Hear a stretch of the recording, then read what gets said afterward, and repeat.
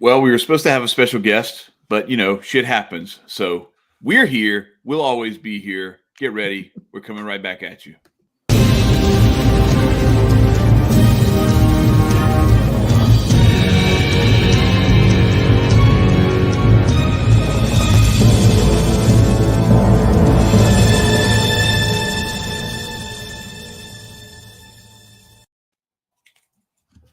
Tell them what it is, T-Pain. Thomas Paine. Independence is my happiness, and I view things as they are, without regard to place or person. My country is the world, and my religion is to do good. Sounds familiar. I think we've had that one before. It bears repeating.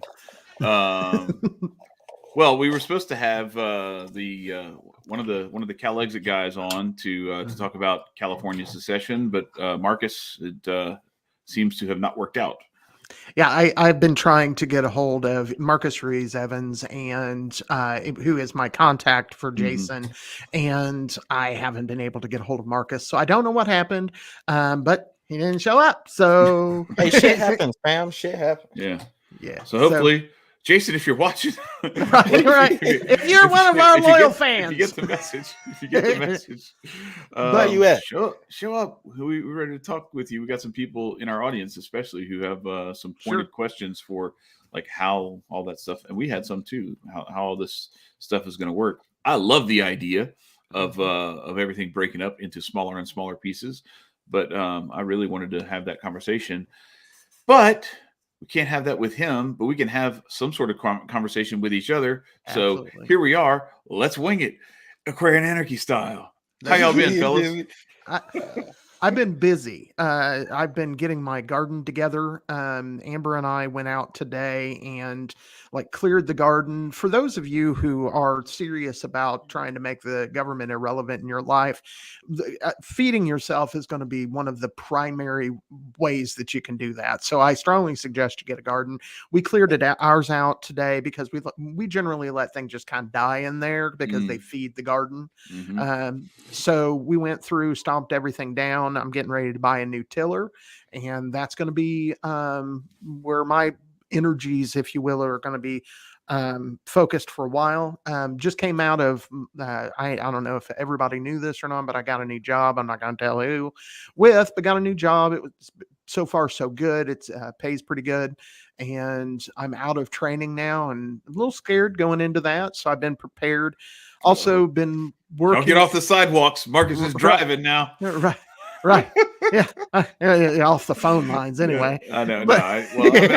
It was a metaphor for like when a kid gets when they're done training, they get off their permit, they're on their license now. It's like clear the sidewalks. This for sure. For real now. Well, also gardening is a great way to get in tuned. If you've been having an off day, go spend some time in nature. Go let the wind smack you in the face a few times. It's a good way to relieve yourself. And if you don't mind seeming crazy to other people, go hug a tree. I promise you'll feel better. Yeah, I might actually, after we're done here, I might actually go walk barefoot in the grass. Yeah, go get grounded. That's a good idea. Release some of that energy because it's anyway. I got a lot of shit going on, but anyway, we won't get into all that. So the final thing that I've done this week is I did get I did manage, and I see Cam in the Cassius Cam in the audience or in the chat. I know he wanted to talk to Jason. He hasn't showed up here yet. But the final thing I've done this week is I did start with Cassius Cam's help. For the intro video, did start doing my Forgotten Freedom Fighters this week, and this coming week will be awesome because it's actually from Amber. It's on Mercy Otis Warren, and she makes 2 appearances in this series, and this is one of them. This is, in my opinion, both of them are good, but this is the one that's more freedom oriented. The other one's more religious oriented. So I really think that for most of our audience, this one's going to be the better one. But anyway, so that's what I've been doing. Y'all? There you go. I've been working my ass off on these calendars. I had a little hiccup over the week and had to recalibrate myself. Been working with crystal grids. If y'all interested in crystals, hit me up because I'm not gonna lie to you. This crystal grid that I set up like a week ago, and Nicco froze. I was going to say, was that Nicco or was It's that been me? money flowing to me every single day. Oh no, Oh. am I bad? That was me. I went black, and then I'm still black. But the thing is that I think you're back though. I'm black or back? Both. Nicco, once you go black, you can't go back. But what you call it? And money's been flowing to me. I've been having better dreams with this other grid. So I've been just working on the metaphysical aspects and doing a lot of learning. Got some really interesting things coming out. If you're interested in the calendar, go ahead and hit your boy up. I got some people who've got testimonies. So, go ahead. Don't be shy. And we could just talk about it. We could just go over the basic days and whatnot and get you on the right track. So Marcus just got back with me. He said, did Jason respond to you? So I'm guessing that he's not coming. Oh. So, yeah. So anyway, It's it all is, right. We're big boys. We can improvise. Yeah. We can improvise. We don't need California anyway. No, I'm just joking. Somebody's phone ringing. yeah, it was mine. It's Marcus trying to get in touch with me. You guys, Nicco, go ahead. If you need to talk to him, go ahead and talk to him. No, he's not scared. I don't think. No, actually. So Cam, I'll dig into this a little bit. So I don't think we were. You weren't probably watching the show back when we had Marcus Ruiz Evans on. That was back over a year ago. Mm-hmm. But he's actually the leader of this Calexit movement, and it's basically just trying to break California free from the United States. And I think as we went through that conversation, we started talking about it. Like the approach is the first in a series of steps that gets things more and more local. But it starts with California not being beholden to Washington, D.C., which I think even with the NoCal, SoCal, or, Jefferson versus the world, whatever you want to call it, type of breakup that would probably inevitably need to happen. I think you can agree that like the first step of disconnecting from Washington, D.C. is probably a step in the right direction for starters. So that's kind of where this conversation was going to start. And then we had a series of questions that we're going to dig a little deeper. And hopefully one day we'll get a chance to interview Jason again. But for now, we're just left to discuss this topic amongst ourselves. And one of the good things is it does look like I'm talking to Marcus via text right now, and he's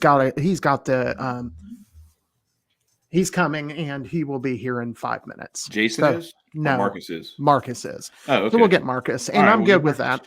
Yeah, I'm good with a repeat of Marcus because we can update on the progress. And I think some of those questions that we had are actually appropriate to ask him because I don't think we asked all of those the first time we had him on. So absolutely, that'd be good. We're more organized, a little bit more professional. Sure. Yeah, there you go. And I just appreciate the hustle of Marcus getting Marcus in, and I appreciate him agreeing to come on. That's good. All right. I didn't like that. So basically, and I hope that for one, Cam understands that that these people are not going to be anarchists. Not a one of them. None of these, none of Marcus's people are anarchists. They're just not there. We all the time are constantly saying, what would it be like to see the freedom movement come from the left? Because often we see it coming from the right. And the answer to that is look at the Calexit movement. These are people who tend to be more of a collectivist ideology, but they want independence and they want freedom. Now, they understand things differently often than the way we do. They understand things differently than people like Magnus do because he is an anarchist. He may be a more left-leaning anarchist, but he's an anarchist. These are not anarchists, but these are the people that we are going to need to because not every community is going to be the same. Whether when things start breaking down into communities, because ultimately the big government is going to fail. Whether it's orderly or not is the question, not whether this is going to happen or not, because centralized government is awful and it never pans out well. So either way, that's going to happen. I want a vibrant California. I Yeah. want a California that is no longer beholden to the federal government and can prove to the rest of the world that it can be done. And they're the most likely to do it. Mhm. So, so I'm hoping that people like Cam and other people from Jefferson and from the more conservative portions of California, Irvine and whatnot. Yeah. right, Mhm. not only will help to get that independence, I'm hoping that once California secedes, then they will, because we broached Start the the subject with dominoes, yeah. Marcus. Yeah, once that happens, then California will let Jefferson move off into their own thing and have their own thing.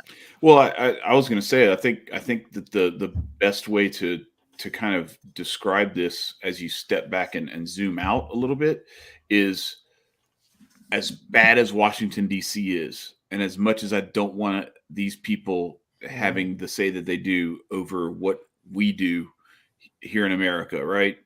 Whether it's me in Louisiana or Nicco in Illinois, you in Indiana, or people out in Cali or in Texas or wherever, how much worse would it be if instead it was a one world government run by the UN or whatever, some sort of coalition like that, where it's all so. As bad as Washington D.C. is, I would rather, if we were in a globalist system, I would rather have the discussion being like, let's back it up to Right. let's try to return things to, remember when there used to be the United States and there were all these other countries and we weren't all one big one world government? What if we went back to that? Right. And because that starts the snowball, and the snowball starts to roll downhill, and it's going to gather momentum and weight, size, and everything. So that movement will grow too. I think as you allow California to secede, then it's only natural that California would then allow the places that don't want to be part of that to secede from that and have their own communities. So I would love to actually see like a conversation between Cam and Mark, because Cam is up north and he like he says, and is got a wild idea. Yeah, we could just throw the invite out. Cam's been on before. You feel me? Yeah. Marcus so is, if Marcus makes it, bring. If Marcus comes in, we'll ask him. But Cam, you just got to agree to be like, we got to keep it civil. We got to keep it civil, and everybody be happy. Cam everybody play nice. Cam together. punches on punching bags. He's going to be civil. Nice. He's going to be civil. I know you went out. You went out here and you've been grinding, working out. You lift weights, eat meat. I saw you. But yeah, I think that would be. It's just like I said, a little wild idea I had, but I think it's. I mean, it would be a nice reschedule to like have them like, I'm talking about right now, motherfucker. I'm talking about if Cam's already in here. Shit. He's got a men of order meeting, I think. Well, he can bounce out of that whenever it's over. Because that's going to be. I'm chill as a cucumber. Yeah, we don't even have Marcus yet. He colder the toenails of a polar bear. Come on, that men of order meeting started at 4:30. 5:30 Eastern time. I was supposed to be in that too, and so anyway, here I am. I told him, I was like, I can't do it. Obligations. You feel me? That's right. So ultimately, Cam, you want to come on in? Let us know. Yeah, for real. Don't be shy. You got his text. You got his text number, right, Chad? Yeah. Okay, cool. I'll send it to you. I'll DM him in Twitter or something if I. Cool. Well, you know what? So I'll leave it to the professionals. Right on. So again, I think that I am mostly, ultimately people say, oh, but California will be socialist. Like they're not now. How is this going to change? It's just shit? It won't be covered up by a bullshit facade. Right. Yeah. I know you can't leave. You don't have to leave the meeting yet. It's all good. I'm gonna send you the invite, and whenever you can, you hop in, and we'll that way we can kind of grease the skids a little bit with Marcus. We can grease the skids with Marcus while we're waiting for you to come and just kind of let him know, like, hey, when is the meeting supposed to be over? We're not setting you up, but we're setting you up. They are. I'm just here. No, what we're doing is we're putting a representative of a California secessionist movement in contact with a different California resident who would like to secede further. All right. So we got Marcus. There we go. What's up, brother? How's it going? How's it going? How's it going? How y'all doing? I'm doing well. Thank you for coming on at the last minute, brother. Yeah. Oh, hey, I apologize. Jason's been stranded in Barstow, so he's had a little bit of communication. He went down to go see Adam Kokesh for Adam's birthday. Nice. They had a great time. That's great. Then he was leaving. He got through the Arizona desert. He got into California, but the part that's still desert. And then apparently the car blew up or something. Oh, geez. And so he's stranded in the middle of the desert. I got him out to Barstow, but he's still figuring out what to go from Barstow because I guess they need like a whole new car. And I'm like, you need a new tire? And he's like, no, we need a new car. And I'm like, wow, that's I don't know that I can help with that. I was like, bro, you need a new tire? I can hook you up, or right. He's like, no, a new car. And I'm like, whoa, yeah. Well, that's for you. So that's why I would be here. He's a good guy. He took over as CEO. I took over as president with the Calexit organization. We're doing a lot of. And I hope this is being recorded, and you can send me a recording afterwards because we're live. We're live right now. It's and it's going to be. Oh, we are. Oh no! Yeah, we're live. Yeah, right. I'm playing. Yeah. But yeah, we'll start talking about Fauci or what? No, you should not. No, don't say that. No, I like having a channel. Yeah. What about how awesome a guy Vladimir Putin is? Is that? Yeah. Are we live? Are we live? Oh my God! All I gotta say is fuck Vladimir. Fuck Vladimir Putin. I'm so okay. He came here to bomb our channel. Sorry, I'm screwing around. I'm sorry. No, it's all good, man. Everybody's a great guy, except for who the media says isn't a great guy, and right. That's right. Is a bad guy. Nobody's two-dimensional. Everybody's two-dimensional. Let's just go with that. Over at Calexit, we had a nasty divorce. We're still going through it. The previous guy who was the spokesperson, he had control of the communication channels, and for years and years and years, that was fine because we worked as a team. And then recently, it spectacularly didn't become fine. And so what's happened is there's about 160,000 of us out here in California. And we all know who each other is. But the guy who owns the security access codes to the Twitter page, the Facebook page, and the mass email list of 120,000 is ignoring everybody, not talking to them, and just making statements that he runs by himself that are out of line with the rest of the movement. But because he has the channels, it's giving appearance that the movement thinks that. Right. And you actually have to talk to us. And so what we're doing now is we're telling everybody to go to Calexit Home. That's Calexit Home. Calexit Home. Calexit Home. That's a relatively new Twitter page.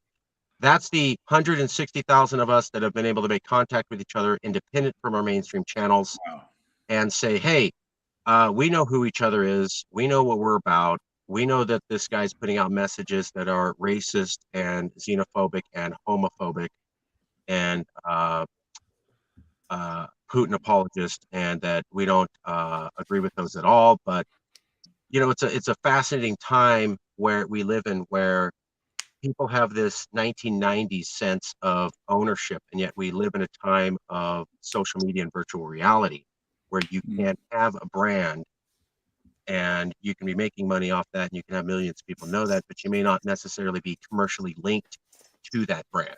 Yeah.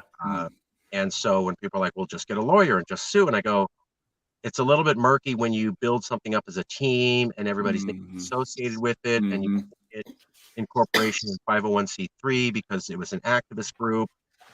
It's like if you wanted to, well, who owns BLM? Yeah, right. There's multiple people going, I'm the leader of BLM and I own it. No, I am. No, I am. No, I am. Well, who's right? Yeah. I don't know.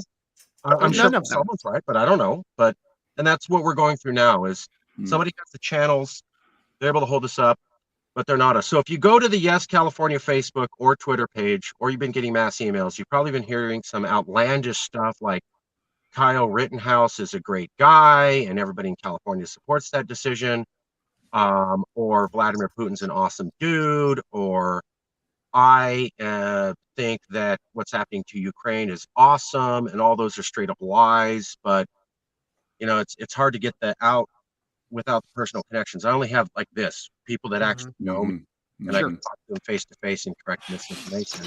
Right. And so it's an uphill battle against that, but we're winning because every new person I talk to and go, there's a Mad Hatter behind a curtain running things that's kind of like out of loop with everybody.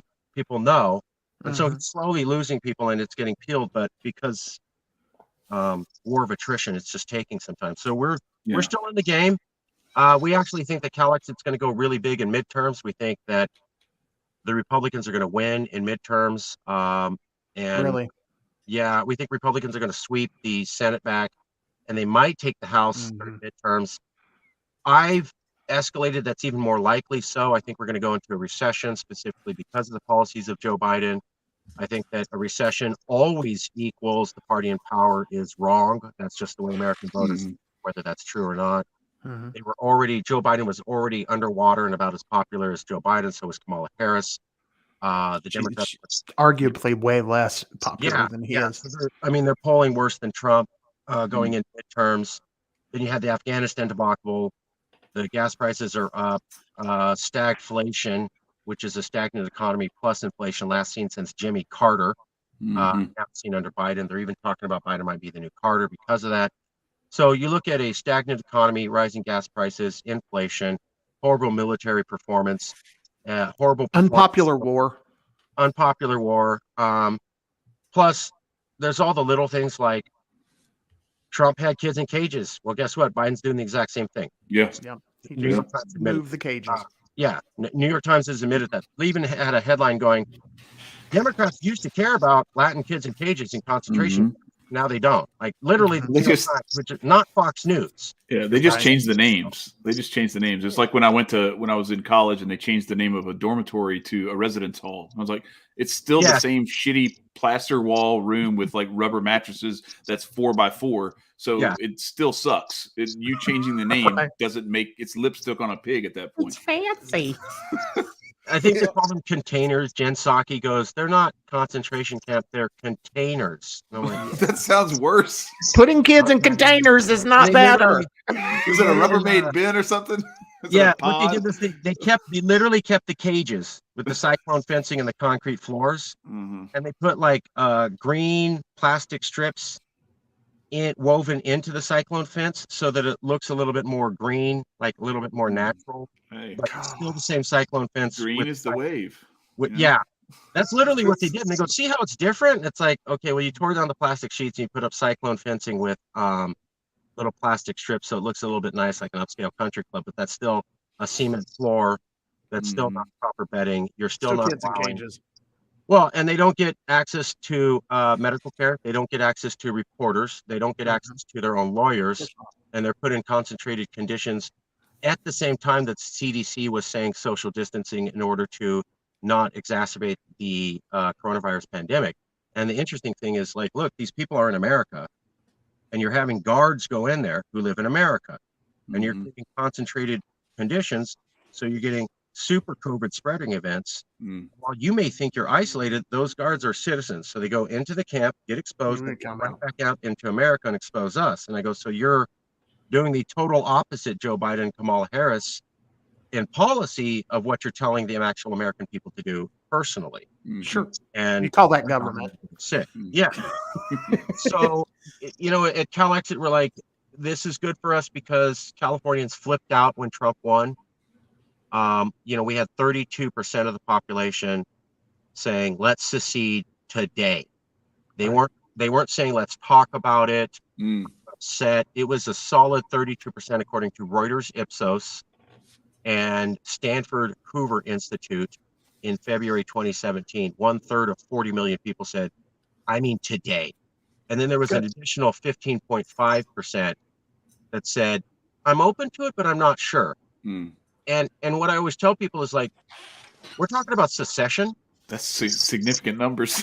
right? Yeah. And people are like, oh, they weren't for secession. And I go, but they didn't say they were against it either. Yeah, and that's just the start They're too. still figuring it out. That's when it's still like a very, very infant idea in a lot of ways for people. You know, like there are a lot of people who haven't really let that idea flesh itself out for them, because all they think about is, you know, the Civil War and all that baggage that comes with it. So, quick question: what other things are holding Calexit back? So you got basically your Twitter hacked, and they're spewing nothing but nonsense. Is there any other major incidents or anything else that are like restricting you guys?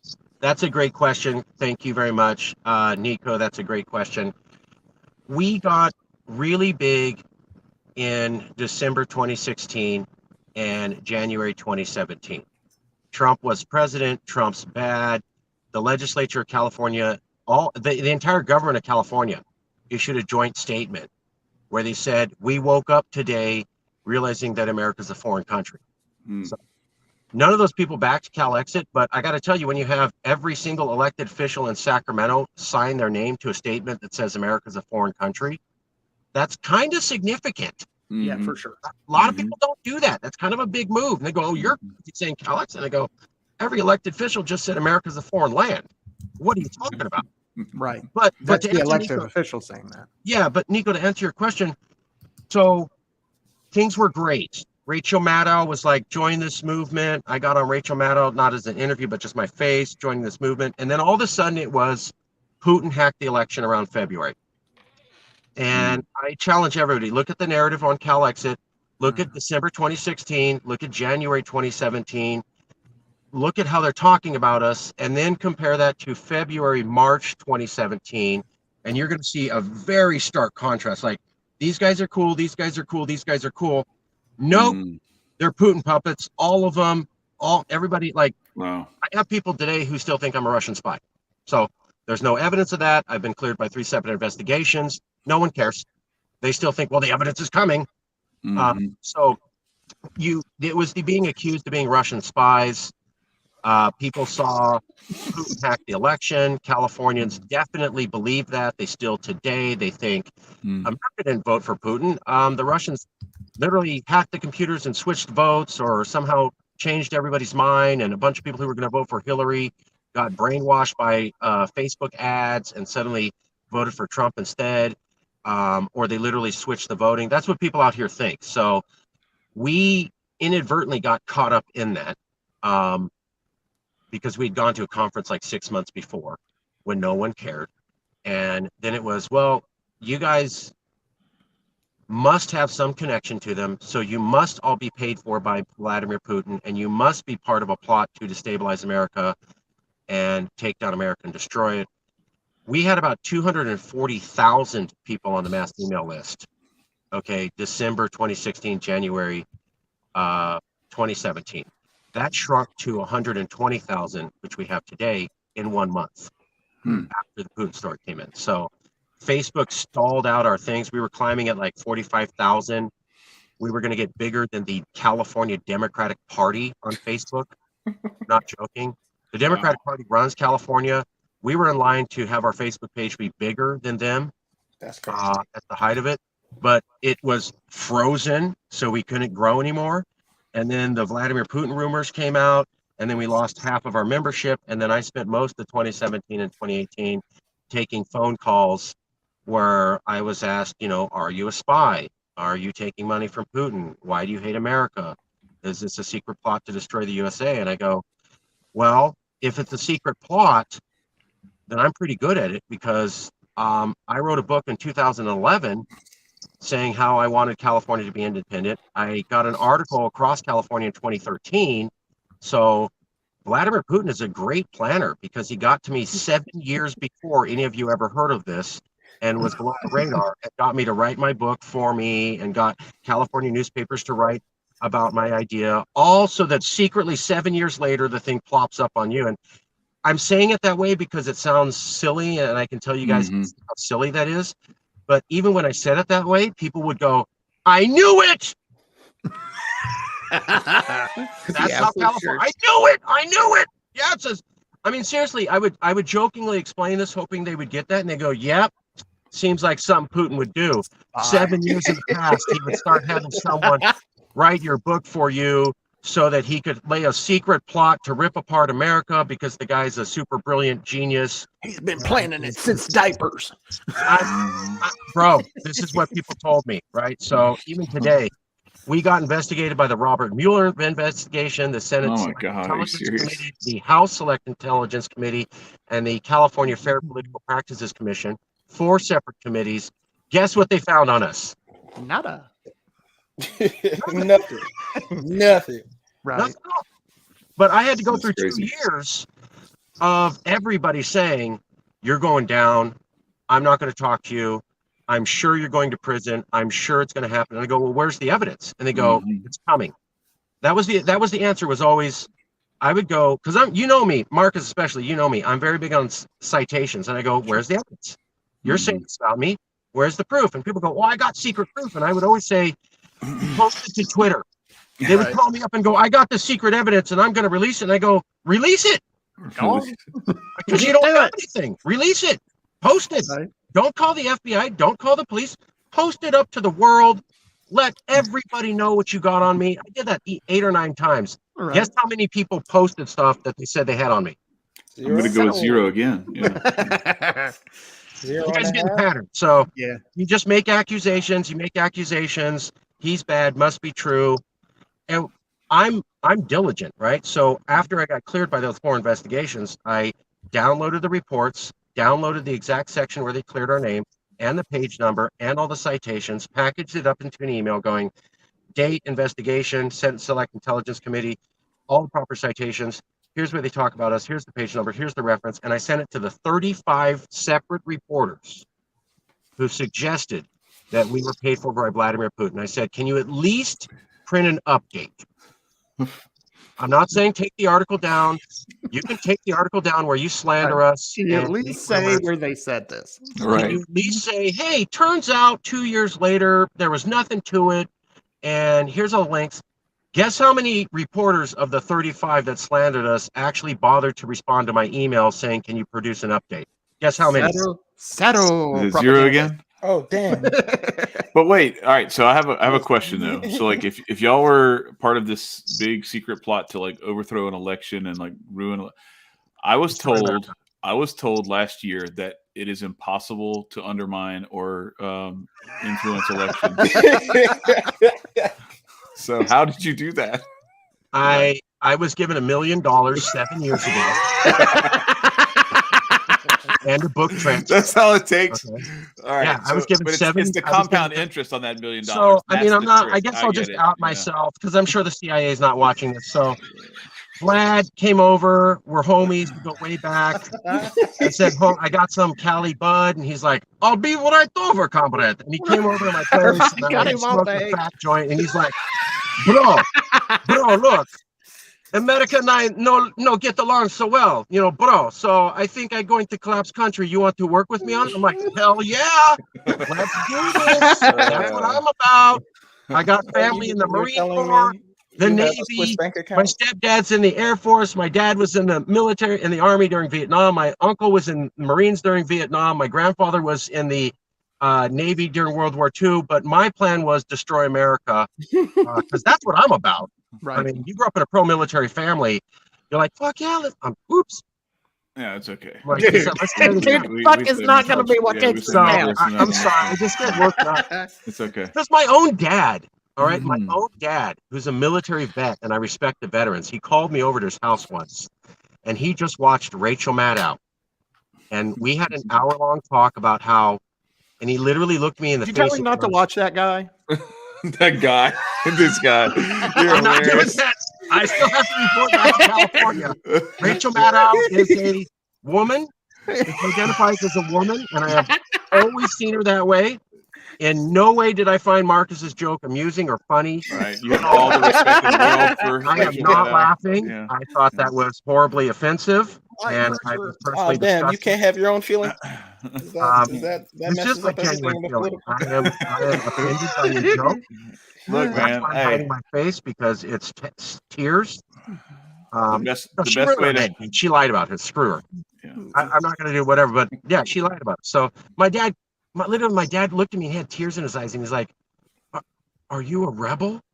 And, and like he's a vet, like that's a real question for him, right? So I'm like, oh my God, I'm like, Dad, and I had to remind him how I told this dude about the book I was writing every year I was writing it.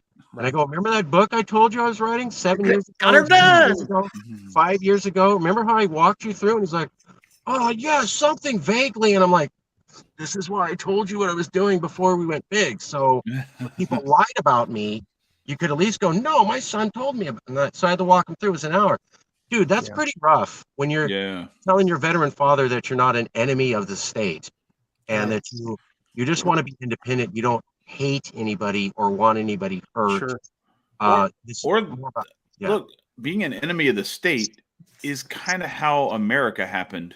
Right. I mean, you know, like not for nothing, I kind of dig being an enemy of the state. Yeah. You know, these are people that murder I don't kids. shy away from that. I don't want the title enemy of the state because I'm a Californian, right? We're like, bro, let's just smoke and be happy. we honestly think that we'd operate smoke independently and be the enemy of the state.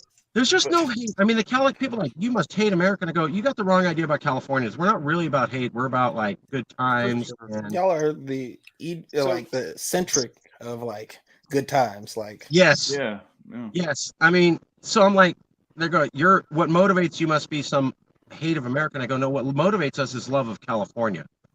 We don't even get to the point of I hate someone, so I don't want to be them. It's more like we like doing our own thing. And we're constantly told, well, you can't do that, or that's too extreme, or too lefty, or whatever. And my favorite thing is the plastic bag ban. You guys remember the plastic bag ban? That came out a few years ago. Everybody in America was trashing that. So horrible, backwards. Look at these crazy Californians. You had a lot of Republicans going on TV going, California legislators have hijacked the system, and now they're pushing through these laws that are part of their pet plan to take over the world. And the thing is that was wrong. Like Californians liked the plastic bag ban. The point is the rest of America saw that as a crazy idea. Everybody here was like, yep, cool. Yeah. Sounds good. Nothing controversial about this at all. So it's more like that. Like we like doing things that are seen as bizarre in the US of A, and we got to get permission to do them, and that's not working. Cool. Right. And one of the things we pointed out, this is while we were stalling for you to come on. No, it's all good. But one of the things that we talked about is that we don't always agree that ultimately, Marcus, you and I have the same goals, but we have different ideas often on how we're going to get there. And I like that because if my ideas don't work, yours might.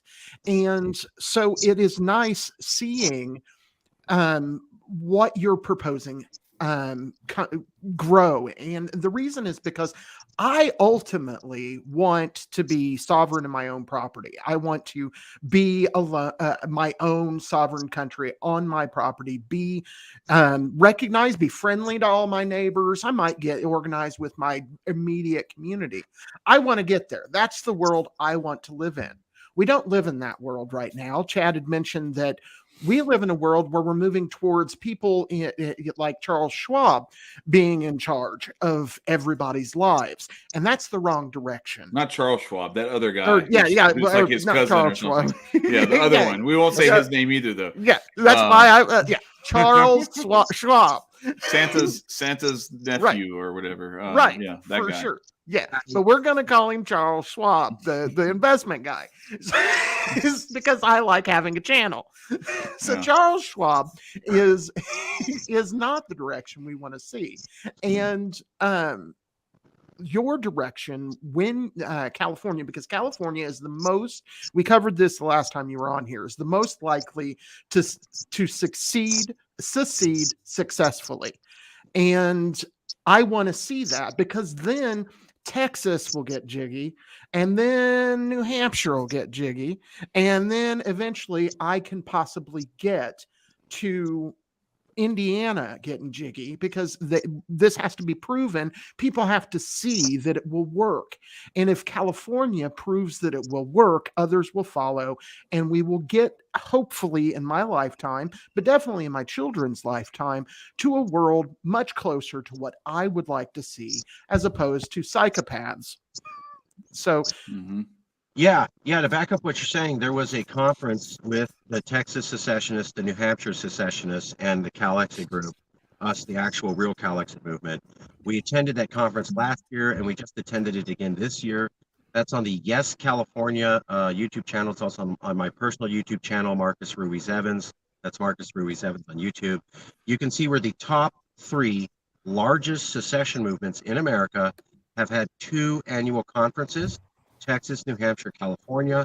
My group that I'm with was at both of those conferences, and we were the only group from California to be invited to those. So this is what I mean about everybody knows who we are, but we lost the channels, but people know. So like the guy who's saying garbage isn't invited to these conferences. We are, because people know.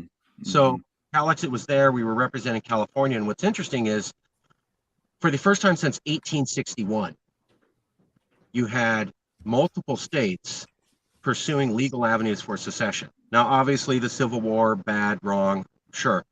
But before the Civil War, there were states like filing for secession or talking about technically going through a quasi-legal process. So now you have New Hampshire, and they had Mike Sylvia, who's a democratically elected official, propose a vote for secession in the legislature. You have Texas, that had Kyle Biederman, who's a democratically elected official in Texas, propose secession. The year before, Texas had the Republican primary actually look at a vote for secession through their political party. And then in California, we've used our very unique initiative process where you can, if you get so many signatures, you can go directly to the voters, bypassing the government, and put a question to the voters. And we filed 3 of those that were approved by attorney general, showing they were legal, saying, you know, would you want California to secede? So that's 3 separate legal processes by 3 separate states, all peaceful, all using the law, all happened within the last 2 years, and they're having a conference. If you look at states legally pursuing secession in whatever form, and multiple states having a conference about this topic, the last time you saw those 2 events was 1861. What does that tell you? That's it's significant. Again, slavery's wrong. The Confederacy was wrong. California is about diversity. Obviously, Texas and New Hampshire are more conservative, but just to say, like, our motives for being out are not what the Confederacy had. But I can look at the historical timeline, and the trajectory is very interesting. There are a lot of things happening now that haven't happened in 140 years at all. If you want to add more heat to the fire, Senator Ted Cruz and Congressmember Marjorie Taylor Greene have both talked about secession. If you want to find the last time elected officials in Congress were talking about secession, you also have to go back to 1861. So when we look at 3 separate trends of states pursuing secession, states conferencing about secession, and elected federal officials talking about the legality of a secession, you have to go back about 150 years. And all that's been happening in the last 2. So I go, people, look at trajectory. Nothing for 150 years. And then all of a sudden, the trajectory is like this. It's like almost straight vertical, straight up. Like, it's not a 30-degree angle. We're not doing a 30-degree 45. We're doing a damn near 95-degree jump from nothing to here. And I go, if you look at that trajectory and you consider Donald Trump may win in 2024, or Republicans may regain the House in 2022 with the midterms, Californians are going to lose their fucking shit, if I can curse, when either of those happen. They're going to view it as a existential decision that America loves racism. They're not going to hear anything else. Trump is racist. Everybody who backs Trump is racist. They're all racist. That's all they are. There's nothing to that at all. I know that's not exactly true. I have some friends who voted for Trump. There's tax policies. I'm disgusted by the man. I told them that, but I get what they were thinking. But in California, there's no such thing. Another statist. So wait, so question. Yeah, they don't care what Joe did with these gas prices? They okay with that $7 gas, that $9 gas? Y'all cool with that? So they don't cognitively understand people in power kind of run how gases work, and you know it wasn't looking like this 2 years ago. I thank you for saying that, Nicco. That's called facts, what you're saying. And those are things that people pick and choose based upon how they feel that day. So you're talking logically, sir, with facts and reason. Yeah, not allowed. Okay, buddy. My bad. I didn't mean to do that. I'm sorry. So in California, facts are good if they line up with what people want to think. Okay. Facts are bad if they don't line up, and they are the so to bring up exactly what you're saying.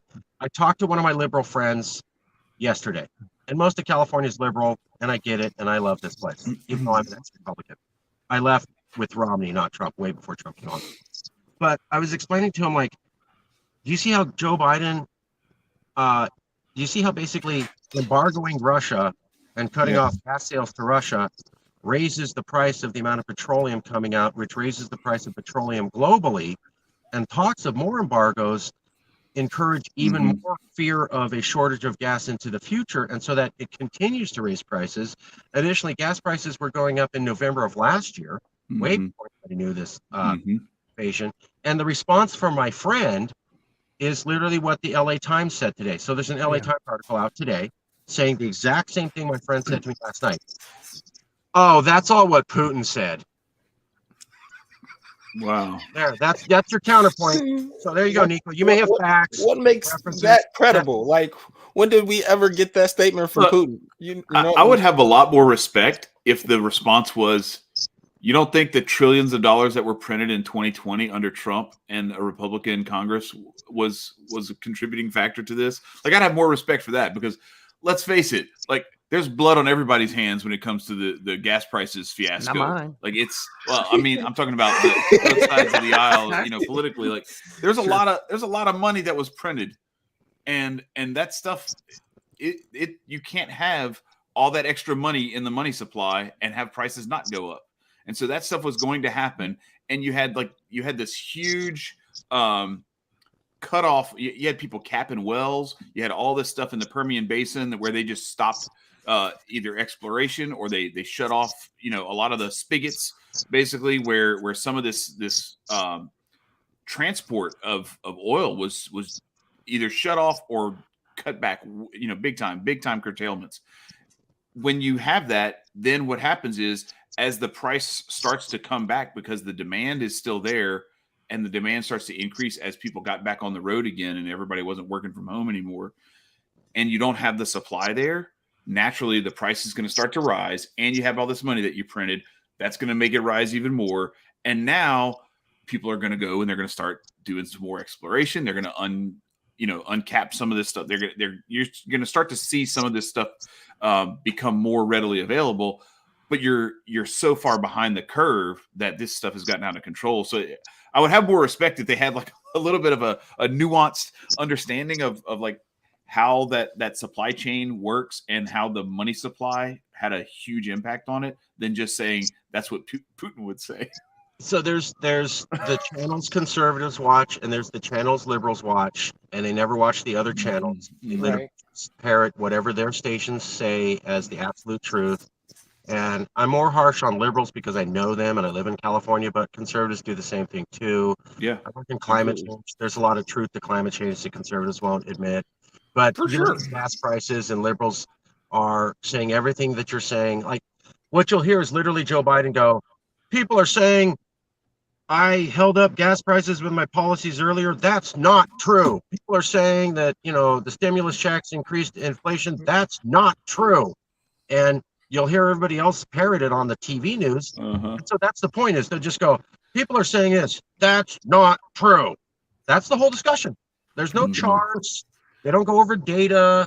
It's an ending talking point, and there you go. And we got into this with Trump. Now, I hate Trump, right? I think he said Mexicans are rapists. I don't want to debate it. But it was a horrible point for the country, because what happened was all discussion ended. Oh, did Trump say that?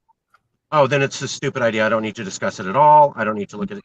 So one of the top things is Trump said for years, NATO, you're not paying your fair share. You guys are not poor. You are rich countries. You can easily pump in a couple more into your military budgets. And they were like, And that was written about by George W. Bush and I think Barack Obama in their national security addresses. They bring it up. They just didn't make a big issue about it.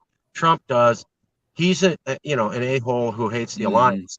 If they had increased their NATO budgets and training and soldiery during the time that Trump had said, they would be in a much better position to rebuff Russia now. But the talking point was Trump loves Russia and also hates NATO, when actually what he was compelling NATO to do would have been worse for Russia. But nobody's going to point that out because Trump, all bad, everything he says is all bad. So we can't have these nuanced conversations. A lot of times in California, I got to hold my tongue because I know the truth. But it's like I say, you can't go to Texas and tell everybody, vote for me, by the way, barbecue sucks. Like, you're not going to go for it. Yeah, Right. for sure. You can't. Half my family's from Texas. We're Tejano, the original Mexicans that claimed them. Yeah. So I have family who's illegal, but they're like, hey, we were here first. So Right on. Malcolm X said Plymouth Rock landed on us. We didn't land on Plymouth Rock. Right. That's the Tejanos.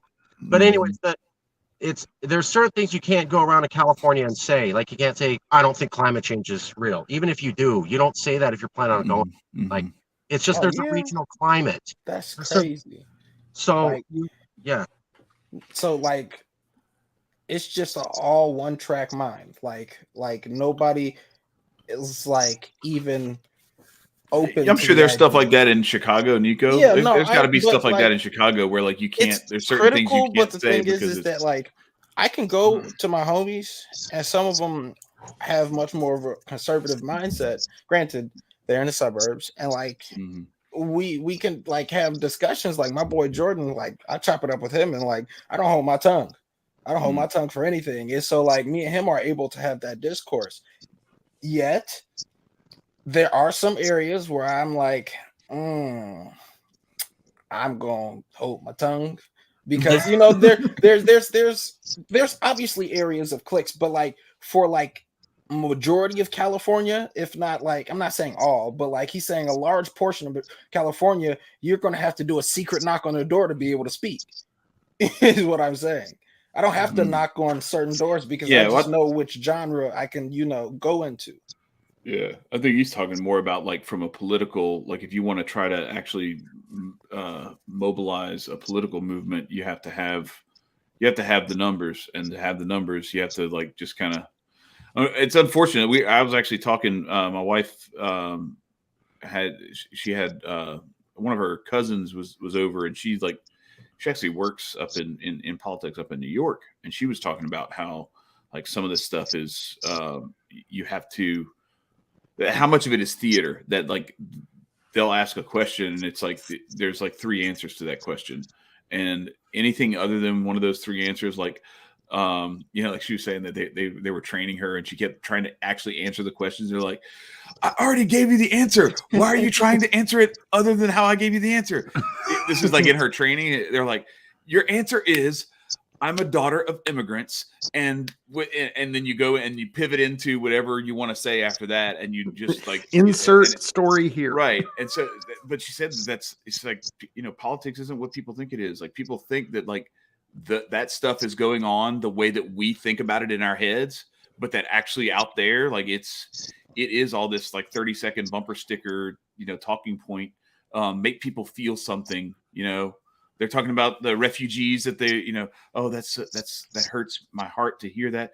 As a daughter of immigrants, and then you go into your thing and maybe even shed a tear a little bit. And it doesn't matter what you say, whether you answered the question or not. Now the reporter's an asshole because he asked you that question because he made you cry. So, and you have endeared yourself to everyone. Right. So Marcus, whatever. As we talk about the fuckery that is the United States political process, whatever would make you want to secede? Right. Over the basics. And the great thing is that, as we've said, in February 2017, Reuters, Ipsos, Stanford, Hoover Institute did a survey of Californians. 2 separate surveys asked the same question: are you for secession? Don't know how you feel, or against it? And both came up with 32% said full-blown secession today. 15.5 we're not sure, which adds up to 47.5 of 40 million people, or the world's 5th largest economy, said I'm open to this idea. Think about that. Half of the world's fifth largest economy said that. But, when those surveys came out, we were trying to get news reporters to report that fact. It's actually 47.5, and they wouldn't do it. Yeah, they probably wouldn't even go with the 30 number. They did the 30 because Stanford said that and Reuters, so they couldn't walk that back. But the other 15%, I got that information. And I go, this is the real number. Nobody would report that. And I go, you're spending all this time talking about the 32%, but you won't mention the numbers even higher. Like, that's just an interesting story. World's fifth largest economy, half the people are willing to secede. And the reason at that time was values. California values are a real thing. No, it's not that avocado is on everything. We have a real value set out here, but we have a way of doing things. I personally hate avocado, but a lot of Californians like it. There's a way we do things. I like avocado. You're still a good person. So there's a way we do things out here. And what we're finding is that we can't. So we had a magazine capacity gun ban that was struck down by the Supreme Court. And we passed that because a guy came from Missouri to kill Californians, rolled up to Gilroy and gunned down a bunch of Californians. And we said, we don't want you taking those weapons that we see in America and bringing them in here. And then the Supreme Court struck that down. We also had something on foie gras, where you shove food down a duck's throat till its liver almost explodes. And then you eat that. It's a painful thing to do to the ducks. So we banned that because we're a bunch of lefty animal lovers here. And then that was struck down by the Supreme Court. So it's things like how we view, and I get that, like, my family's in Texas, right? They're like, high capacity ban isn't going to do anything to save people's. That's on an AR-15 and M16 operation. I'm like, Californians don't know that. They don't care. They saw this law as, I don't get shot if I pass this law, and now you took that away from me. Yeah. And I don't want to make that decision. Abused, and now you took that away from me. And I want clean air, and you removed my smog decertification thing. So it's these little things about our life and our quality of life that, from our perspective, we see you guys in your legal system just going, no, you don't get to have that. No, you don't get to have that. No, you don't get to have that. Because you guys are weird, and that's strange, and that's different, and we're not there, so you don't get to have that. And then on top of that, we lose like billions of dollars being a donor state every year for years, and then we have to raise the tax on ourselves. We recently raised the gas tax on ourselves. Republicans here were going crazy, going, look at this gas tax. This is, Democrats are out of control. And one of the talking points that Calexit brought up was that gas tax raises less than the amount of money California loses in 1 year donating to the USA. Yeah. So the gas tax was over a 10-year period, and we go, you're going to raise all this money over 10 years, and you're complaining about this tax. We just lost that amount of money in 1 year to the USA, but yet none of you are going to go on TV and talk about how we're not a donor state. If we weren't a donor state, maybe we wouldn't have the highest taxes in America. Maybe we have to tax ourselves highly, and we don't have the services we want, because we subsidize 35 to 45 states who, on top of that, talk trash on us, hate us, and then ban us from having the laws we want. I mean, picture if you were married to someone like that. Hey, babe, I want to go out. No. Hey, babe, I made $100 today. Give me half.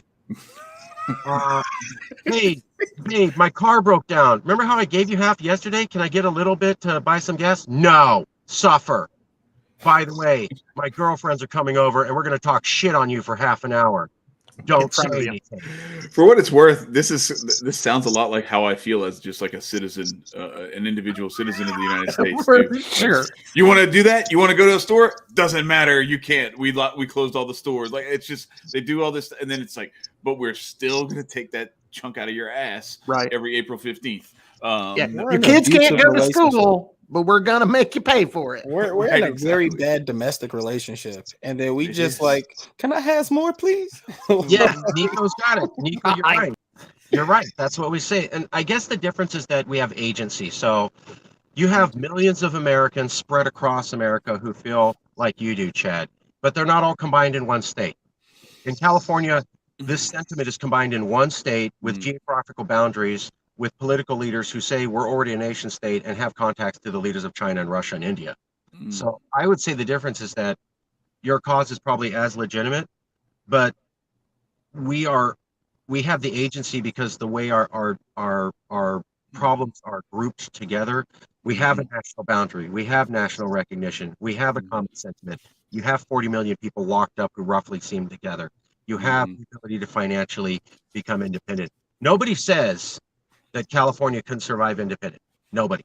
So if you look at the Mhm. articles, even the ones that trash the idea, they go, yeah, technically California would have the highest standard of living in America the second it secedes, but you shouldn't do it for XYZ. That's what Mm. everyone says. Nobody in California thinks we can't financially survive. None of the critics in America think we can't financially survive. They'll just bring up some other point. And when we talk to people today, like I did in an interview a few weeks ago, and I go, I'm with Calexit, and the guy goes, oh, I love that idea. I never met that dude before in my life. So there's Yeah. people stopped. We were going to win. California was going to secede March 2017. Mm. But Putin's a bad guy. He did everything wrong. This must all be Putin. Turn on them. Mm. If that never happened, our Facebook page would be bigger than the California Democratic Party. We probably have 4 times the amount of emails. I mean, I lost $90,000 in donations in Oh, my 2 goodness. weeks once we started getting slammed. I mean, Mm. Ouch. we were also in line to have a concert with the Foo Fighters and Snoop Dogg. Oh wow. And also 100K gone in a week. Rock stars backing out on you in a week. You lose 100,000, 200,000 emails. No reporters pick up the call. And all that happens within about a 2-week period. Facebook stalls you out. Whereas you could have been bigger than the Democratic Party. You could have had an operating budget of 500,000. You could have had a membership budget of maybe 400 to 500,000 people. Things would have happened. And I Yeah. think they put that on us because they knew where this was going. Mhm. And they didn't want to lose the money. And they go, what's the easiest thing to destroy this? Well, character assassination, right? Yeah. Um, Always. Is this like Russian a fraud. bad idea? But like you're talking about secession, and that's something that'd be like an anarchist's dream to a degree. Have you like ever pitched it to like more anarch-centric groups so that they'd be like, we're moving to Cali, let's go, boys, and then like everybody and their mom just like slides out to Cali? Nicco, I got to put you in touch with our new CEO, Jason Wright, our newly elected CEO, Jason Wright. He's the top dog. I'm president, which is spokesperson, but he's saying exactly what you're saying, Nicco. Jason's been trying to, ever since he went to Adam Kokesh's house, he's been saying, you know what? There's these people called anarchists, and they're not for just pure chaos. And Right. turns out people spread rumors about them too that aren't true, just like us. Funny how that Yes. happens. And Yeah. they kind of, Jason said he was able to get 80% of the anarchists at Kokesh's birthday party interested in Calexit. And For he sure. said we need to work out with them more. Mhm. My thing that I've noticed is when you look at California, it's the poster child for regulation. Mhm. When you're saying, hey, we need to give these people freedom, for anarchists and freedom lovers, it's a little bit difficult for them to say, those people who love taking away freedom, you want to give them more freedom to do their own thing. And we're like, well, yeah, basically, right? Mhm. They Yeah. have We to- can decorate So- the name, say Go ahead, liberal, what is it? Yeah, a liberally free person or something like that. Just throw liberal in it, they'll love it. Exactly. Mhm. Well, we are. We are. Yeah. Partly we want to become independent because we like immigrants. We like diversity more than America. We like minorities more than America. We're more tolerant, I think, than America is. But I also get that maybe that's not what everybody else wants. And I think people should be able to choose. I also think, and I wrote this in my book, in California's Next Century 2.0, people in America are still debating immigration. California stopped debating immigration like in 1890. And the reason was not because we were progressive. It was because 30% of our population was immigrants. So there was some point where it's like, this is just a dumb conversation to have. Like every other dude is an immigrant. You go, I don't know if you should be here. Bob, James, Tony, and Mhm. so we're like, and that goes back to the 1500s. Mm. So California's been a place for, before there was America, that had Spanish people and Europeans and Jews and Frenchmen and free African Americans and indigenous people who are empowered, all living together in this amalgamated society. Whereas America really didn't get to that level of diversity till 1970. So we've been doing it for about 3 centuries. And I think that means we're a different culture, which means forcing America and California on the same page is dumb. It'd be like telling Russia and Germany to become one country and say, now pursue all the same policies like you all want the same things. They're separate peoples, and they go back hundreds of years being separate peoples. And I think people don't want to see that with California. Nobody else was a major port colony for Spain in America but us, and had centuries of immigrants and minorities coming and mixing here with wild abandon. They just didn't. So I don't view diversity or immigration as new topics here. I think they're old, but they're new for America. And then for us to go to America and just go, how do you think about how we should do something, given that we've been doing it for 300 years and 150 years before there even were the Pilgrims? What's your take? And can we get your permission? I'm like, we're an older culture than America by like a century. Pilgrims didn't get here till 16 something. The Spanish were here in 15 something. So we're already doing California Cali style, bunch of minorities running around acting like they're all equal a century before the Pilgrims even landed. And then we were doing that, you know, immigration really didn't happen until the 1960s, 1970s in America, anything close to what California saw, especially the participation of Latin American peoples. So we're centuries ahead. Doesn't mean we're better. I don't think we're like, yeah, because people are like, oh, you think you're better? I'm like, no, it's just, you know, if half of everybody's Mexican and Asian and African American and Arab and Muslim and something, you're gonna have to learn to get along with people, because it's your grocer, it's your barber, it's half the girls that you can even date, and half the boys you can even date. So you kind of got to get over it, or you're gonna live a very like lonely life. Yeah, it's the opposite. It's like the opposite of this. What we're starting to see now with a lot of this censorship in social media and everything in big tech is you're seeing like silos being created of people where like you only go where you are allowed to speak because they've made it illegal for you, or you know, ban worthy for you to speak to the rest of everybody. And so even if the stuff that you say might piss people off, well, deal with the comment section. You know, like at that point, like people get ratioed left and right. Like there's ways to, and you don't have to listen to stuff. You can mute people, you can block people. You don't have to be exposed to that stuff. But I think what that sort of stuff does is it ends up sending people into these echo chambers where they end up only seeing like homogeneity as positive, and they don't see any benefit to dealing with someone who may disagree with them or who may be different from them, because they've actually found that, okay, well, here I actually get to say what I want to say, instead of saying that stuff and then having it challenged. Like saying what you want to say and then having your account deleted is not the same as saying what you want to say and then having someone explain to you how, from their perspective, that's wrong. Right. Because then you actually get new information and you get to actually start to assimilate that into your own consciousness, and it starts to actually influence how you see things. The same way with that, like the people I grew up around, and as I grew up and started to touch on different circles of different types of people, it has influenced like how I understand more about like what different cultures that I was not a part of as a young kid, or that aren't part of my family culture, what they're like and what they're about. And I think they're really cool. Like there's a whole lot of stuff that we can learn from each other, and I don't have to try to like appropriate something or badmouth it. I can actually just be like, you know what? That's really cool. That's not my tradition, but I respect it. That's really cool that you guys have that's, you know, in your wheelhouse. And this is what we do. Mind if I show you this? It's just a whole different outlook on things. The sad thing is that part of the reason I want to separate from America is I think America's a bad influence. I think America's a warmongering nation that loves war. And the only way it can get people whipped up is to have them hate an entire ethnic group, so it can get them so riled up to go launch an invasion. They said, you know, Muslims was one. Now we're talking about Russians. And this dichotomy of information sources, where I only look at my information sources, you look at yours, and we have no cross-training. So Rwanda, the way that led up was the guy who sponsored that genocide bought a bunch of radio stations so that he could have particular programming that only broadcast a particular message, which was that this other ethnic group sucked. So until he got all those radio stations up and put them up with this really alt-right broadcasting of, we're this ethnic group, they're that ethnic group, screw all them, for 2 years, the climate wasn't even primed for that genocide.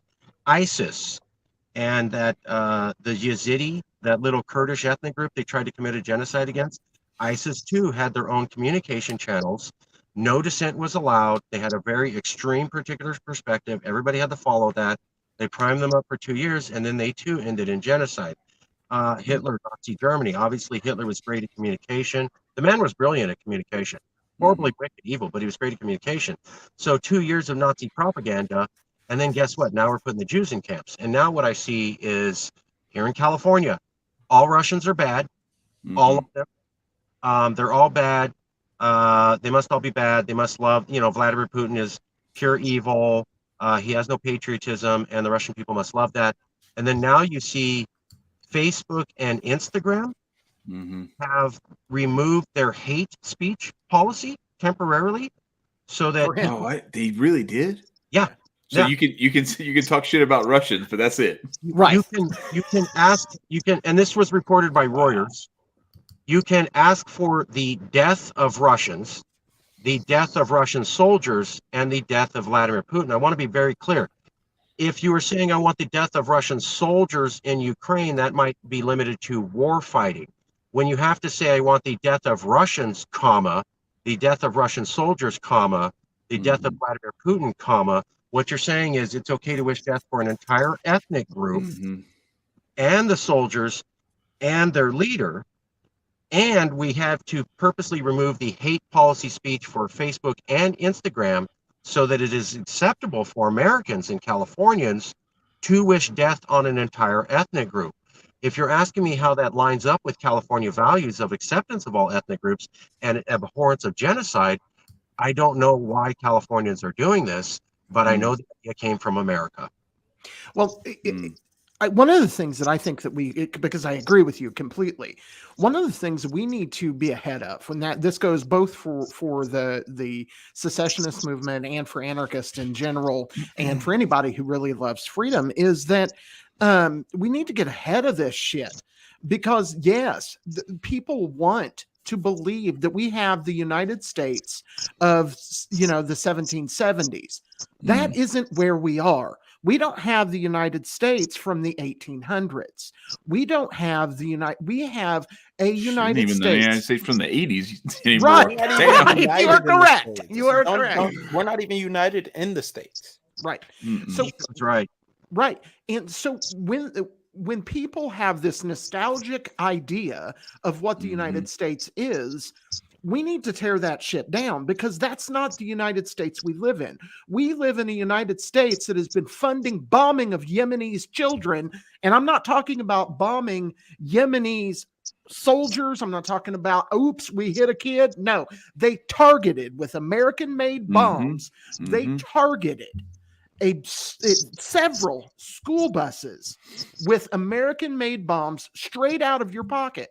These are not the good guys. The United States has not been the good guys on the stage for a very long time, and people need to get this nostalgic idea that this golden city on the hill still fucking exists, because it doesn't. We've got Mordor, and we just change the eye every once in a while. That's crazy. They flipped the script entirely to the point where we're bolstering the United States to go do something. Like, weren't we just like complaining about them like 3 weeks? Oh, my bad. Short attention spans, I think. Oof. I'm sorry. I didn't mean to again. I didn't mean to start thinking again. Because exactly. I pissed off my family recently because they went off and off about Putin did this and Putin did that. And I'm like, you're right. That's all bad. And he should be punished. And they go, yeah. And they go, and wouldn't it be great if America set an example for how nations should behave? And they're like, yeah, America should set an example for the rest of the world. And I go, great. So we're going to prosecute George W. Bush and all the people who did the Iraq War, right? Because they violated international norms. They lied to the world. They did it without a UN resolution. They destabilized the world. They violated 100 years of consensus. They got a million civilians killed.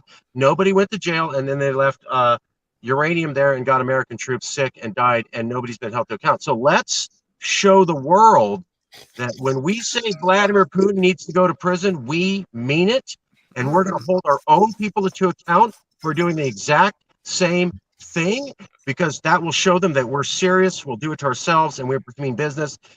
Nobody. And maybe they'll do it to my- themselves. Maybe the Russians will be like, you know what? That's a Man. great idea. Yeah. Like it was literally I'll like hold my tumbleweeds breath. started blowing in after I said that. Yeah, Birds you started probably- chirping like chirp. That wasn't tumbleweeds. That was smoke coming out of their ears from their I brain my overheating. dad's eyes go like this. They go like he's looking like oh. Yeah. Yeah, I see Yo, what you're look. saying. And I'm looking at him I go, tell me where I'm wrong. Tell me where I got that wrong. And they're like, Why are they still against punishing the people who do things wrong? Like, where does it like? And I was having a conversation with my homie the other day. Where in American mindset did we believe that like all the older people and the older generations who've committed all the fucked up atrocities, like all of a sudden they fell off because a few good people got elected? Like, this is still a hydra over here, my boy. Like, it hasn't changed from his beast. It changed out a mask and it show you a sheep and like a sheep and a wolf in sheep's clothing, but you're still going to get like mauled by the thing. It has never changed. So what makes you think that like we are the good guys? Like, even in Vietnam, we invaded them. Like, what was? They won't tell you the real reason why, but you know that we've done majority of all the invading. When have we been justified in any of the things that America has done, other than freeing ourselves? Yeah, but here's the thing, Nicco. Again, you're screwing up by bringing up facts and logic.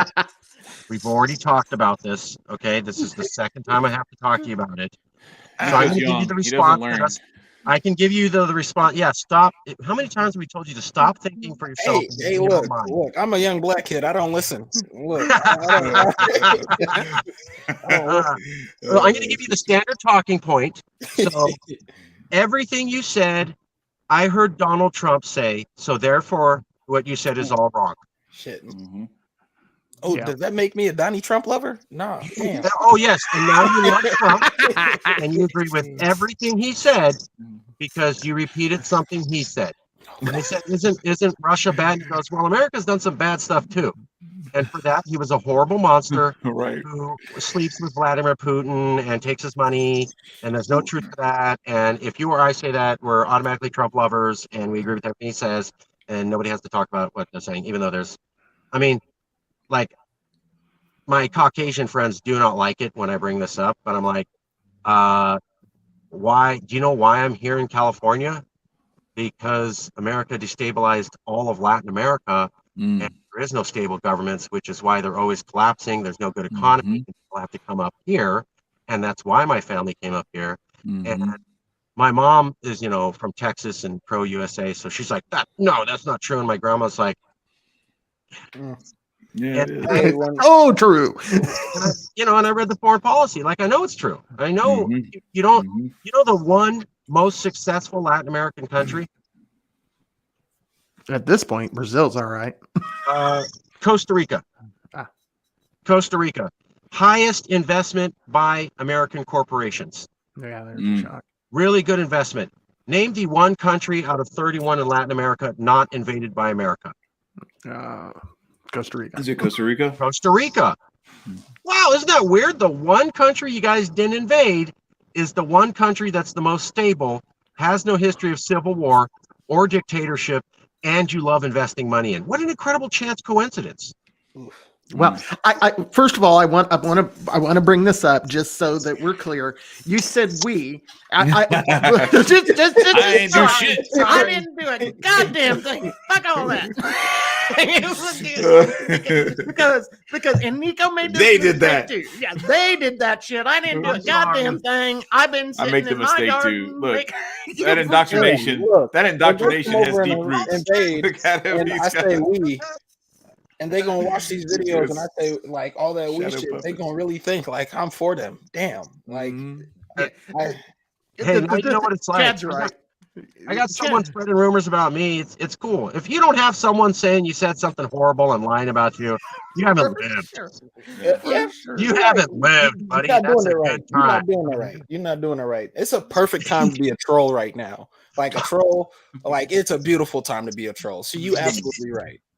This is the Wild West time for trolls. They're gonna, in the decades in the past, in the future, they're gonna talk about Oh, those early 2020s. That was when the greatest trolls were around. Like, For sure. like Billy the Kid. We talk about Billy the Kid now, and there was that 30-year Right. period.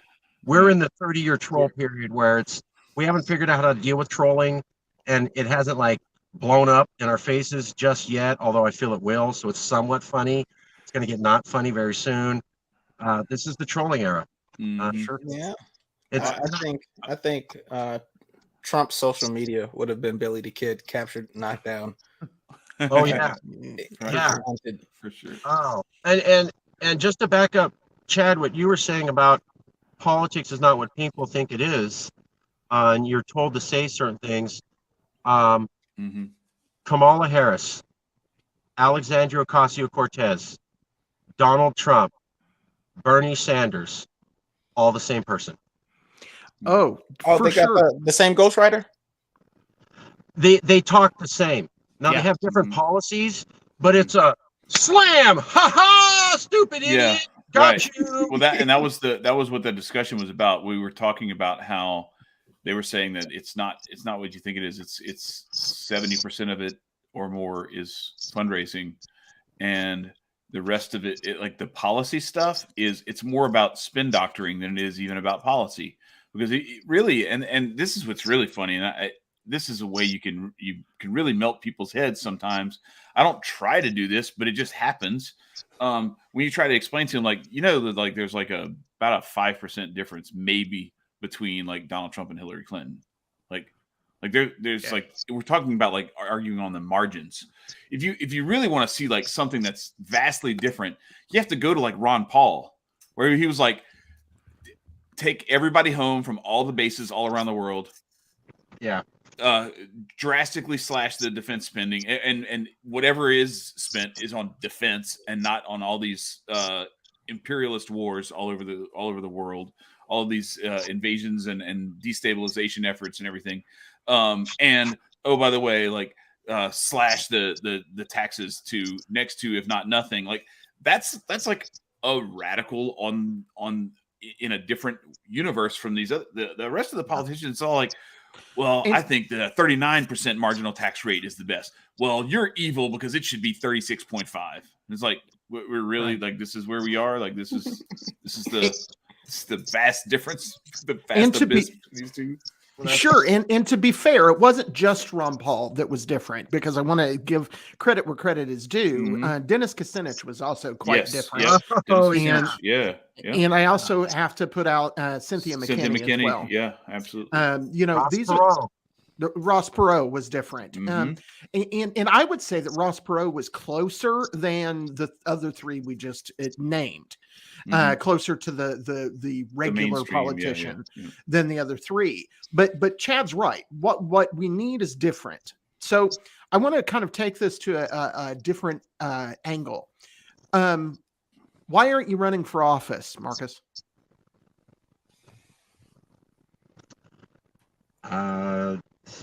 Wasn't expecting that question. I think that I should. So I was, I started in 2012, and I started with an idea, and I traveled to 40 cities, and then I got a newspaper article in 2013. And it was just kind of a background hobby, but it was something I believed in personally, that we are kind of already a nation and we should have some level of independence without hate.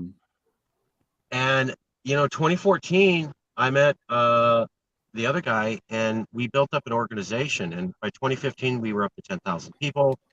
And we had gotten on San Diego TV, San Francisco TV, Sacramento TV. I remember there was one day we were on Sacramento and San Francisco TV on the same day while we were campaigning in Sacramento. So, and then when Trump happened, it was just, bro, my wildest dream could have happened March 2017. So picture a guy in the poorest part of California, an isolated part, going, I just have this crazy idea that maybe California could break off and become independent.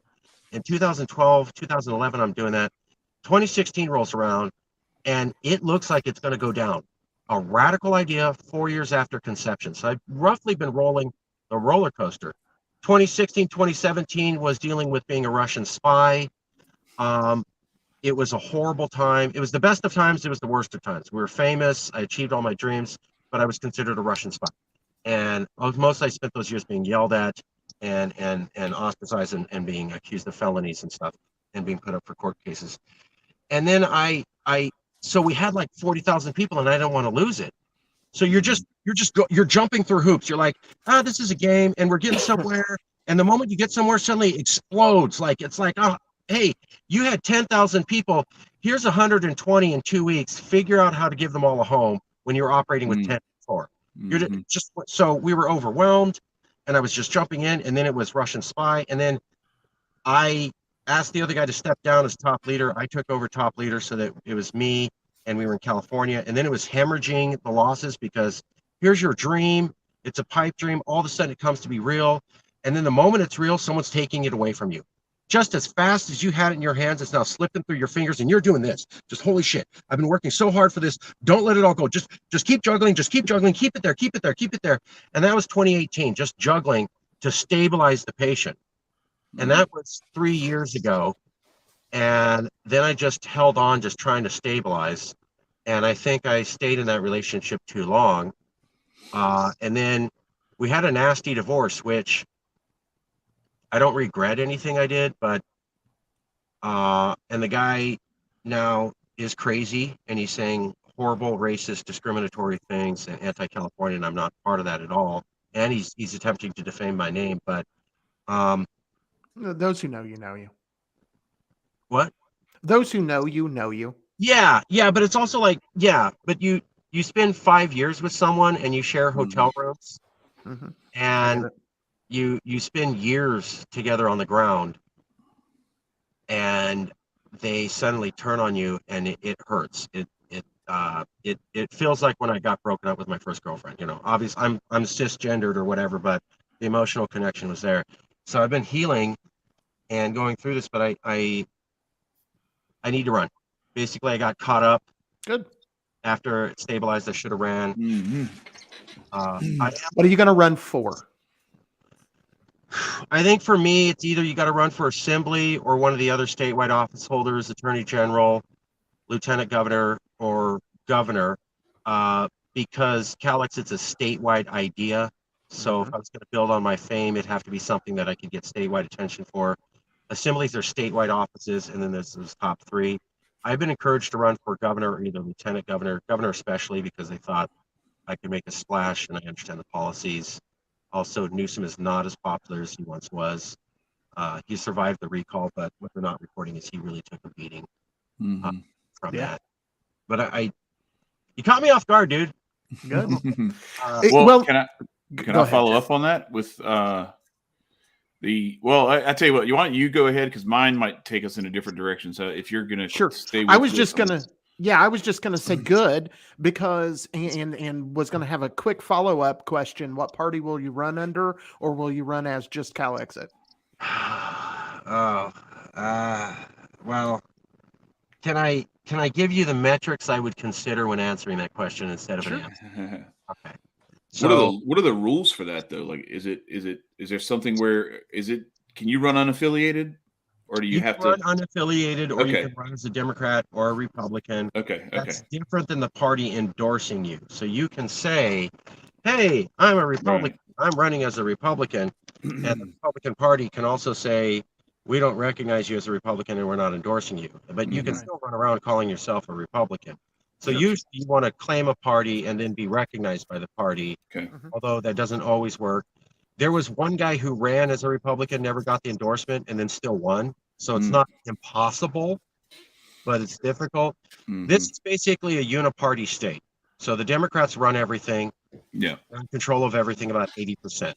The next biggest party is the Republican, but they're no more than really maybe like 25% of the population. And the problem is that they tied themselves to Donald Trump. So California, what that means is white supremacy.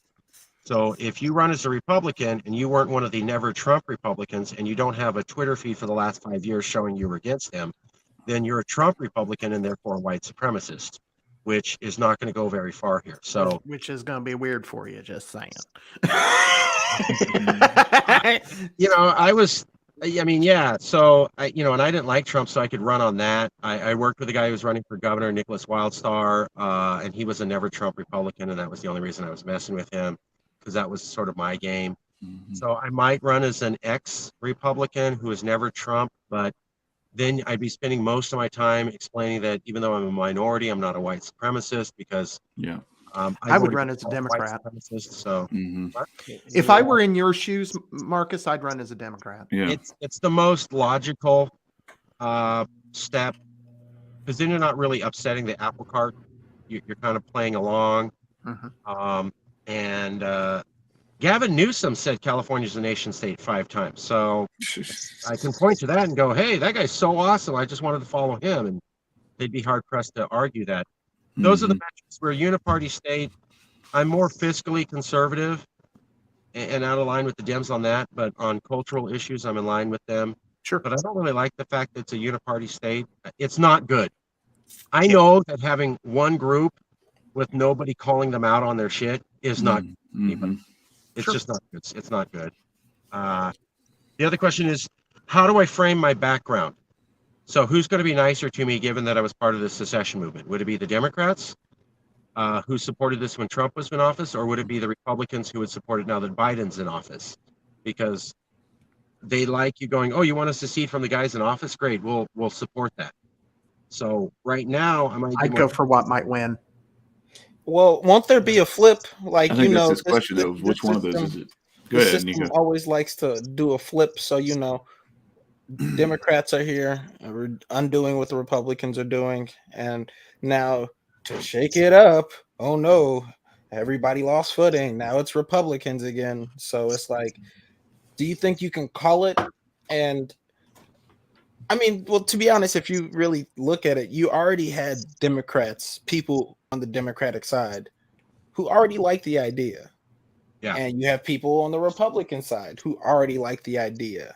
Yeah. Even though you do run under a party, you always are going to introduce yourself as Marcus first. Yeah. And your goals opposed to I'm the Republican and my name's Marcus. Like you're not going to do that. Good point. So Good point. you already have somebody on both sides. It's all about getting that moth attracted to that right light. Great. That's a good point. Yeah, no, that actually clears it up, because I am a California nationalist. I'm very much like There you go. California's role on the world stage and fighting for what we want in the federal system. And not everybody in office is. Sometimes they'll say it's okay we have higher taxes because we need to help others. And I'm like, they can fund themselves. Like we can fund ourselves. We have the worst ghettos. We have the worst schools. We have the most concentrated poverty. Mhm. People in other Look at the states homeless. think themselves. We have the most homeless. Mm-hmm. Yeah, people are like, "Well," Especially in the big cities. Yeah. so I'm very much like us first with our own money. And some people are like, well, that's cruel. And I go, I think the way we've been treated is cruel. So Yeah. I'm unapologetically Cali nationalist. You're right, Well- Nicco. I would have to run on that because that's who I am in my background. Yeah. All There right, you It's go. also the Russian spy thing. Like, how are they going to call me that? I've also been accused of supporting the Iranian government and, all sorts, and a white nationalist. So, Do the old Eminem. I am whatever you say I am. exactly. If you say it, then it must be. Then yeah, I've played that song in my head. That and look at all these rumors. There's Oh rumors. yeah, there you go. That was good stuff. Those two songs I played a lot in my head. Eminem and Rumors from the Yeah. night, Michael Jackson on the backtrack. Yeah. So, Chad, you were saying? Well, I was going to ask. So we have one of our previous guests and a friend of ours, Cassius Cam. He actually lives in Jefferson City, and he was talking about how is it Jefferson City or Jefferson County? Jefferson County. County. He's Yeah, what shit? I don't know. Jefferson, California. He wanted us to Yeah. see. Yes. Yeah. And so They do. he was asking, like, all right, so I'm down with this, but when we secede, when California secedes, he's like, we want to secede too. We want to basically break off. There are elements within California that secession. Yeah, secession within the secession, and how open would, because once you start this, once that domino falls, are there dominoes beyond that too, where like then you could be like, okay, well, if you don't want to be down with this, like you can have your own thing too, where you don't have to necessarily answer to Sacramento or whatever the capital would be in a Californian nation. How open is the Calexit movement or you to either secession or at least some level of autonomy where like it wouldn't be just the same thing that you guys are dealing with Washington D.C., where now you have Californians dealing with the iron fist of Sacramento or wherever. So there's my opinion and there's the movement's opinion. Okay. My opinion is if you're asking for the right to vote for self-determination, you cannot then deny that vote right to There others. you go.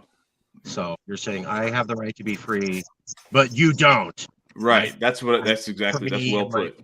I don't really want to be in a position where I'd have to sell that.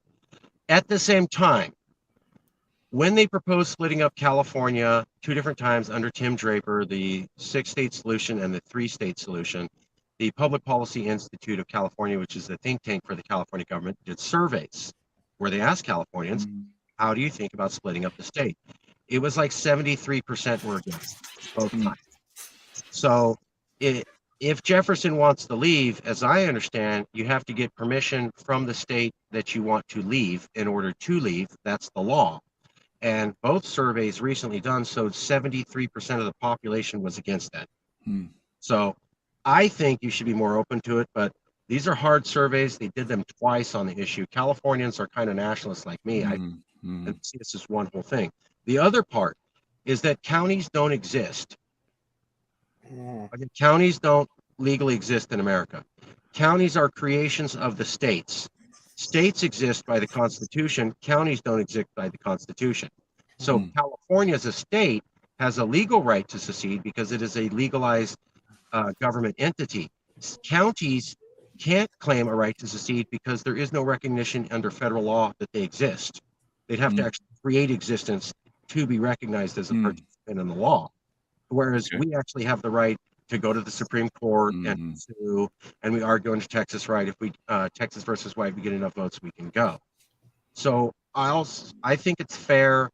I think it's the better of the solutions because if Jefferson wants to go, they could attach themselves to Idaho, and then they'd already have a functional government, and the boundary would be relatively easy to state. Also, there's not many Californians in Jefferson. Our economy is not attached to that region. And so we have almost no population or economic drivers in the Jefferson region. And if they left, it would have almost no impact on our economy or our population. The one thing we do get from there is water. So maybe if we agreed some water rights, like you pump water to us the amount we want, and otherwise you can go do your own thing. I don't think Californians really hate that idea, but you'd have to get them around the emotional attachment of, I mean, people have the flag and they got the outline of the state, right? And people get tattoos of the shape outline of the state. Yeah. Right. So that shape has an attachment here. I got you. Yeah. Versus intellectually. So intellectually, there's no place for Jefferson to leave. Intellectually, they've lost all the votes. Intellectually, Californians see us as one place.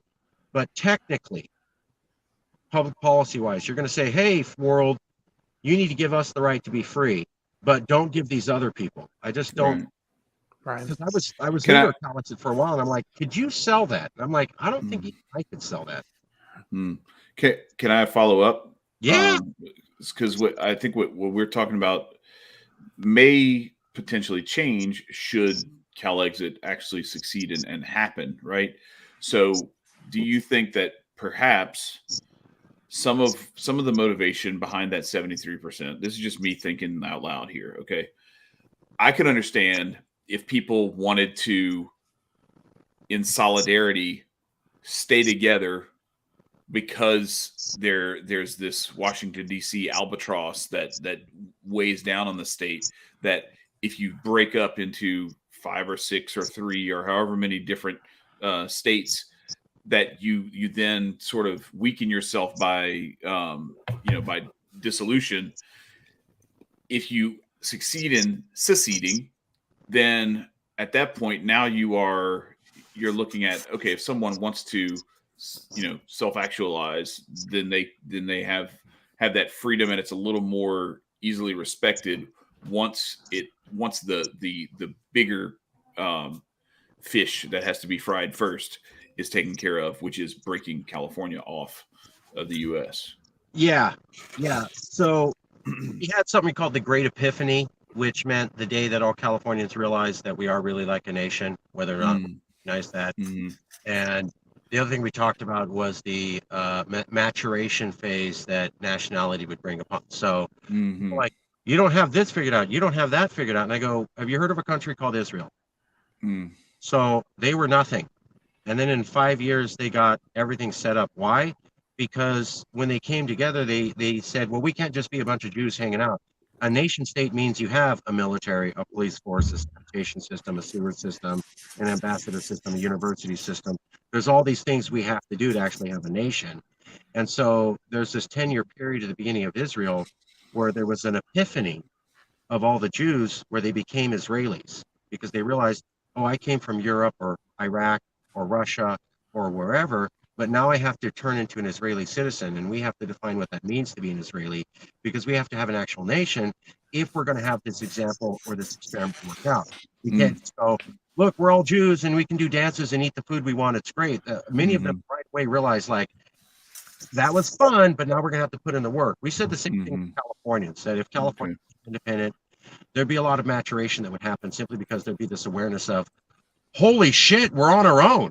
Right. We've really got it. Dad's not going to come and throw the trash for us.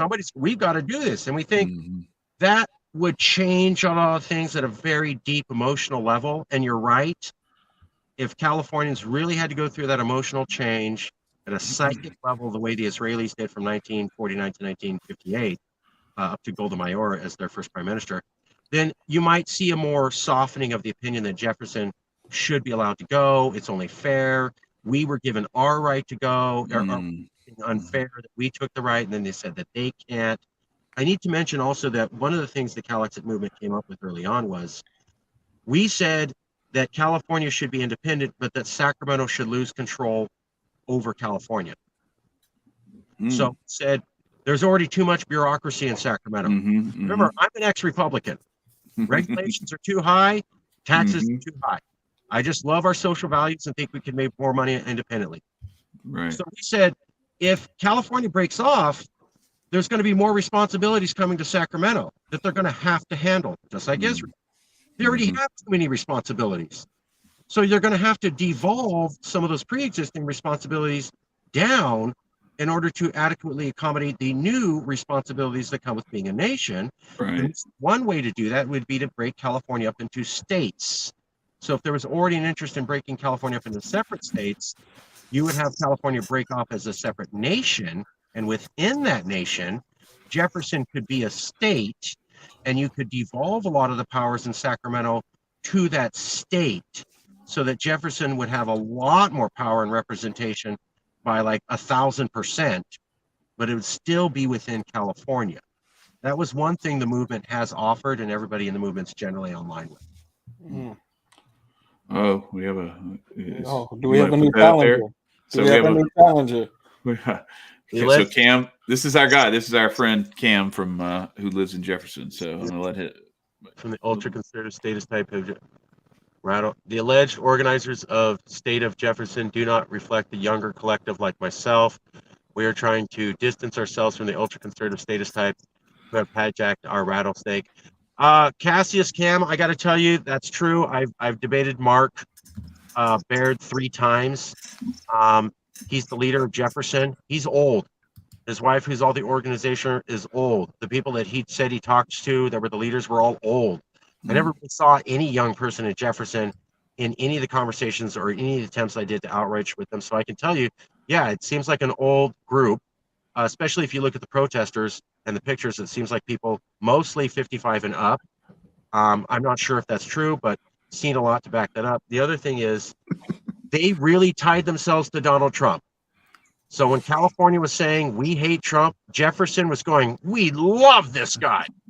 So I was telling them at the time, like, you guys realize you have to ask permission. You have to ask people for permission to leave. And what you're doing is saying, oh, that guy that you think is the worst thing and is basically like Hitler. Yeah, I love him. By the way, vote for what I want. Right. And I was like, Yeah. are you guys seeing this through? Like, you got to get 80% of these people to buy on, and you basically just said Hitler's cool in their mind, and you love going up into their face and going, yeah, I said I like Trump. What are you going to do about it? And I go, you don't Not vote do for your initiative. That's what they were going to do about it. I was like, you don't, politics 101. You don't piss off the person you want to vote your way. It's sales. That's sales 101. Like, you don't call I can't do politics. You don't call your customer an idiot. Like, listen, if you don't buy what I'm selling you, you're an idiot. Like, well, I don't want to buy it now. Like, okay, well, I'm gonna be an idiot. Well, Jefferson did that hardcore for 4 years. Hardcore. We love Trump. The rest of California is stupid. We love Trump. Okay, well, good luck getting that vote. They did that to themselves. That's all them. They did that to themselves with reckless abandon. So, good luck, guys. Stupid move. Yeah, you should. You really should, Marcus, get associated with Cassius Cam. He's a real neat dude. He's a rapper. It would be good for the movement, and he is, and he's in your state, and would be he's one of ours. He's not he's not going to be your typical. He's not a Republican. Oh, that went Marcus. Well, we can continue. Cam is I don't know what happened. Go check out his music. He comes back in. Don't disappoint yourself. There he is. There he is. He was trying to. He's trying to type in chat, and I tried to get out of chat. That's fine. Cassius Cam, Marcus, would you give him my email? I will. Yeah. It's marcus.ruiz.evans@gmail. I love talking to everybody about this. If you guys are down to talk, Cassius, let's talk. And I'm not one of the liberals that bites, Marcus. You know that. I'm one of the progressives that actually thinks. You know, just because you think differently than me doesn't mean you're a monster. Maybe you had something you saw that I didn't see, and I should learn from that. Well, I think you guys would have a lot in common as it relates to war and war profiteering and that sort of stuff. And the, I mean, definitely the overarching. Okay, now hang on a second. All right, so we set this up. We set this up before. He said he couldn't come in. Cassius Cam is in the building. If you are okay to talk live on the air, let's do it. Cassius, where are you located in Cali? I'm in Siskiyou County. Oh, you are in Jefferson, hardcore, brother. Nice. Yes, sir. Yeah. Yes, sir. Yes, sir. Okay. And I was doing a meeting with our media company. I couldn't really tap in, but I heard a lot, and we agree on quite a bit, just about everything. But the issue we face up here is what you just stated: is the older contingency does not reflect what we're trying to do now, and people like myself, a lot of the Native community, the blue-collar Hispanic community, are trying to distance ourselves from these ultra-statist conservatives that like to fly their Blue Lives Matter flag so their Don't Tread on Me flag. And it's it's something that's been hard to do because I'm sure you know, like as far as outreach out here in a rural area, it's pretty difficult to organize these types of things. So it's been a real kind of word of mouth type thing for the most part, you know. One of the things I would recommend to you is Jefferson always comes down to Sacramento in these big convoys, right? And they look like they have this outsized influence because they'll get like 1,000 people in front of the Capitol. Well, I mean, in a district of like 1 million with nothing to do, yeah, everybody's like, okay, well, let's go to the Capitol for the weekend, drive down there and do this. So, but the thing is, and this is what I was talking about, they'd always have Trump flags or, you know, the Blue Lives Matter flags and other stuff right next to the Jefferson flag. So to the California population, they see those things aligned. We never saw anybody at those Jefferson rallies going, I support Black Lives Matter. I don't think saying that's okay. You know, so maybe if there were some Jefferson supporters at the Jefferson rallies on video or in photo saying something opposite of what we see them saying, you could start to get the message out, because their main form of getting attention is those rallies. Most of their publicity comes from those rallies. I've been to those rallies. There's nobody talking like you talk at those rallies. So maybe that'd be the first thing, is to get a couple people like you going, we're for Jefferson too, but we don't think like that, because I can tell you right now, no one in California knows you guys exist. Yeah, no, and that's the tough part. And it's like we get guilty by association, but we're not associated. You see what I'm saying? Like, Yeah. those people that are moving down, you're looking at the area between like Tehama County, Shasta County, but there's this pocket in Northern California. It's like the lost land where you get up into the Trinities, you get up into the Siskiyous, the Southern Oregon, and it's an extremely diverse blue collar area that is completely opposed to the ultra conservative statist movement that it's been kind of labeled as, and it's a weird dichotomy that we're kind of trying to fix. But like I said, it's like I'm just getting into trying to really put this stuff in motion, and it's something that I'd really like to focus on more in the future. But you made a lot of really excellent points, and I agree with a lot of what you're saying, but representation's extremely important to us, just because like the type of resources that we provide, and there's a lot of people up here that feel like we're kind of held hostage by our resources, by the remainder of the state, whether it's lumber, water, beef, those type of situations. So, but you got a lot of good stuff to say. Sounds a lot like what Marcus says about how California is relative to the United States, right? Where it's like there's this, you're a what did you call it? You're a net. Oh, shoot, what was the term that you called Donor it? state. A donor state. Yeah, a donor state. So in a way, like it's and we already talked about water, but if lumber and other livestock and things like that are part of the contribution, and they don't feel like it's a full quid pro quo, there can be that same sort of disillusionment, I guess, so to speak. Well, two things. Cassius, please email me. I do a show called National Divorce Talk Raw with your host, Mark Ruiz Evans. I'd like to interview you. We could spend an hour on this, brother, going over everything you're talking about.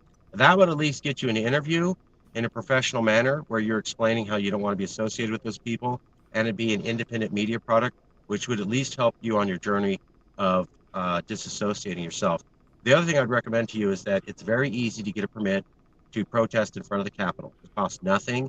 You go to CHP permits, you file it a month ahead of time, you get 25 other Jefferson people who don't think like the old time statists, go down there, hold a rally in front of the Capitol with a bunch of Jefferson flags and Black Lives Do Matter, and take a bunch of photos of that, and the media will go, what?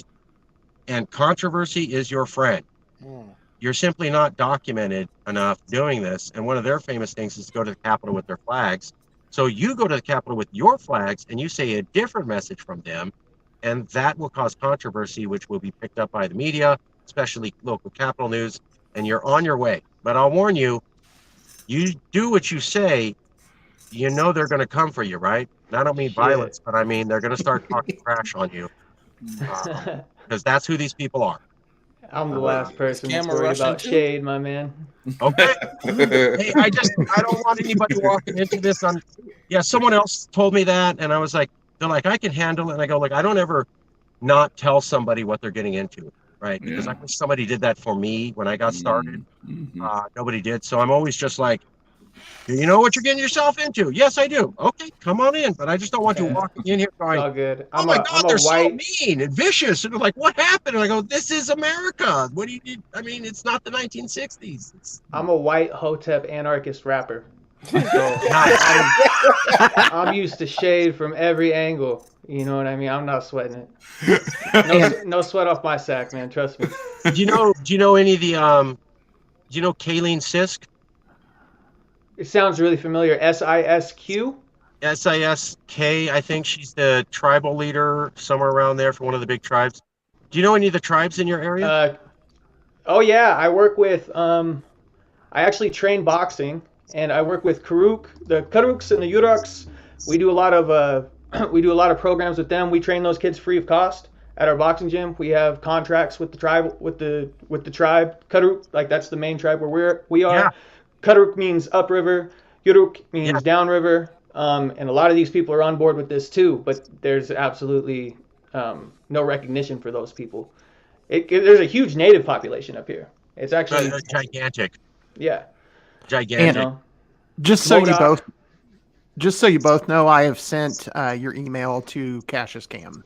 Thank you so much, Yeah, Cassius. we'll be in touch, man. We'll be in touch, absolutely. I'm glad that you brought up the tribe, because that's something that it's real close to my heart. You know, that's one of the training these kids who come from, like, you know, they don't, a lot of these tribal housing units and stuff like that, you know, it's pretty impoverished and they don't have a lot of resources. So being able to work with them directly has been pretty awesome.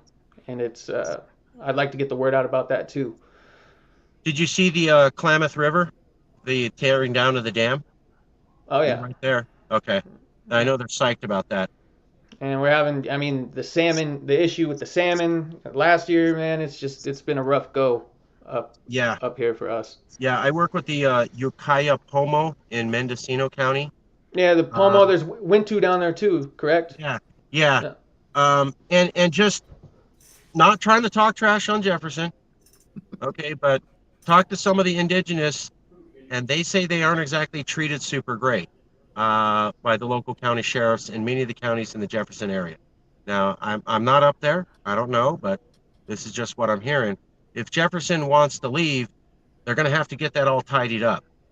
If you I agree. want to I agree. off, you can't have an ethnic minority going, well, we're treated like dog shit, but go ahead and go off. I mean, yeah, no, I agree. I agree with that 100%. That's like I'm trying to distance from that stronghold, you know. Is that coming through? See my heart? Yeah. Nothing but love. That's good shit. I'm actually kind of stoked that we got y'all together. Like this is kind of big. Like a new day. Well, this is what we're for. This is what one of our stated purposes is.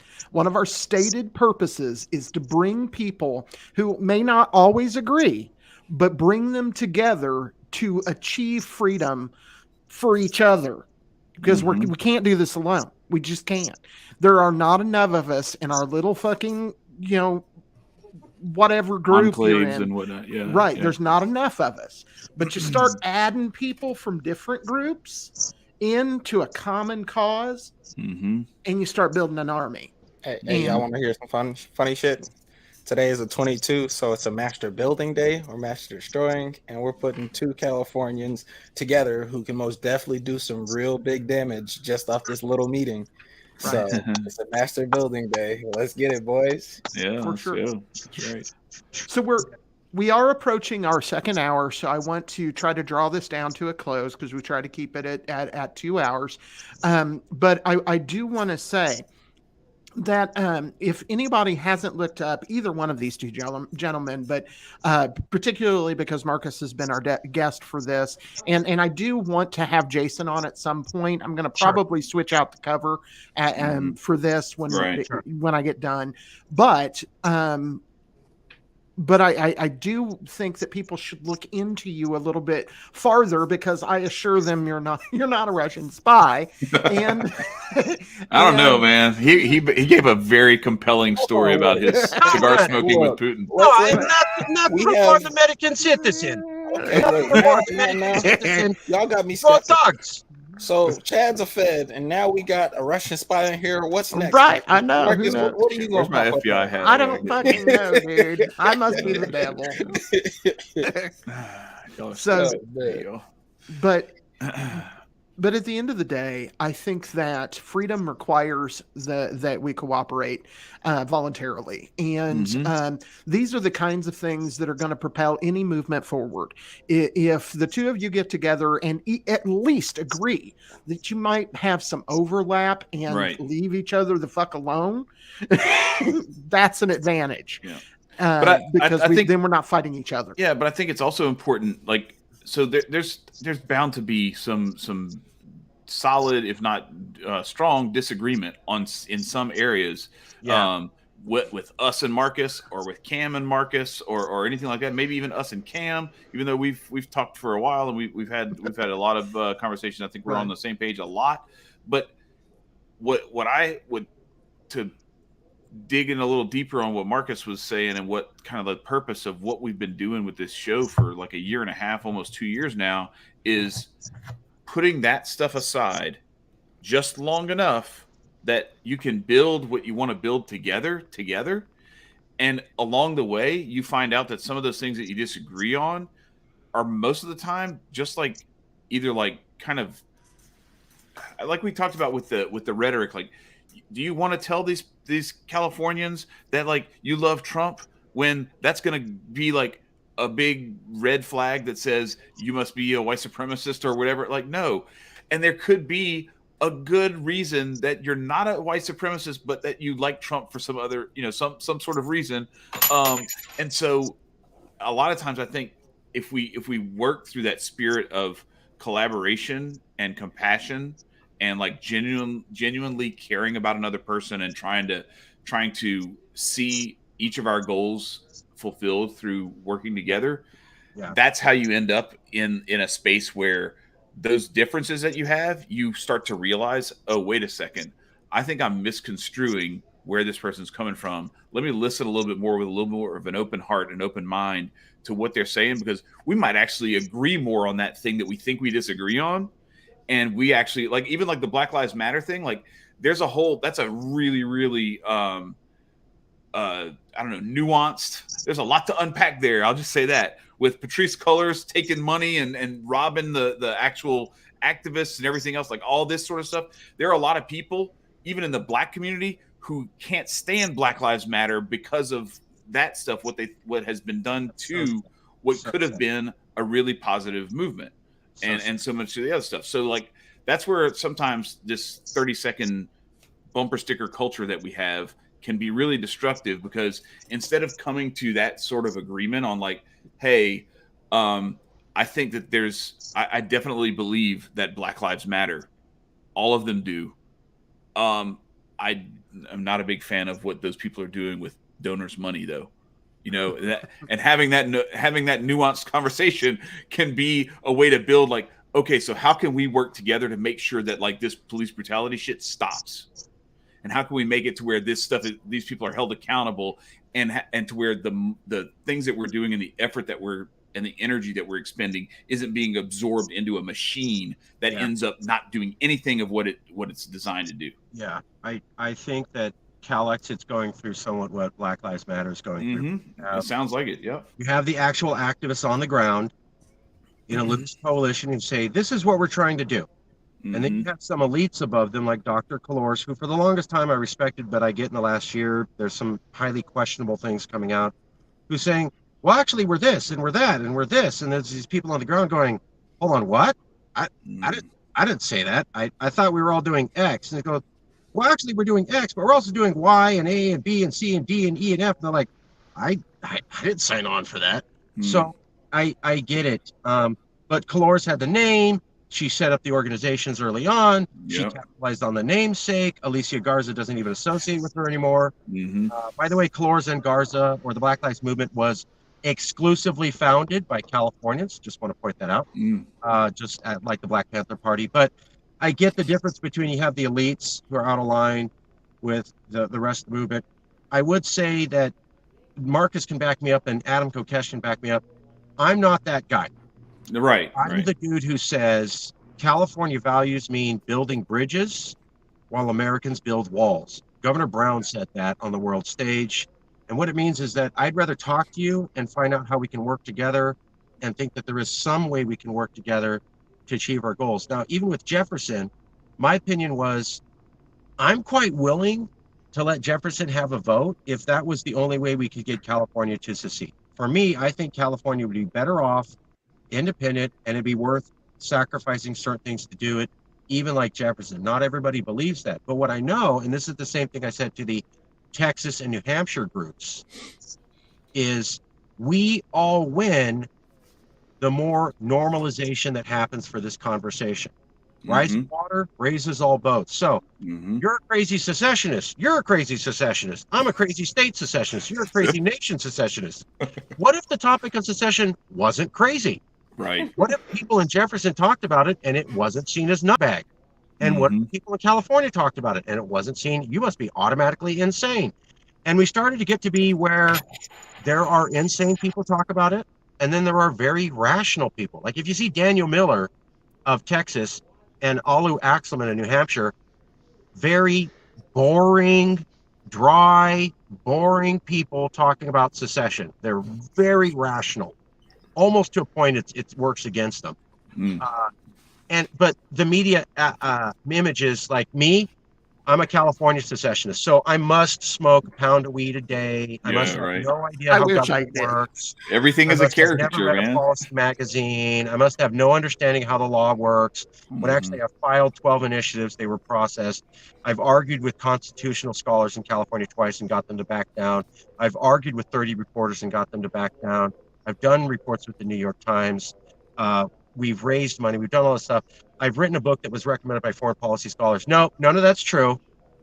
Picture Rasta hat on me with a giant blunt and going, bro, wouldn't it be cool if we were like, bro, like separate, bro? Like, that's the image. And when we get past that too, maybe I disagree, but these people aren't stupid and they're seeing something and I should take the time to understand it. And I can be vehemently against it, but I'm not going to assume that they're dumb. Then we all win. And that's why I've been telling Texas and New Hampshire, we have very, very different values. But if Texas secedes, it's a win for California secession. If California secedes, it's a win for Texas secession.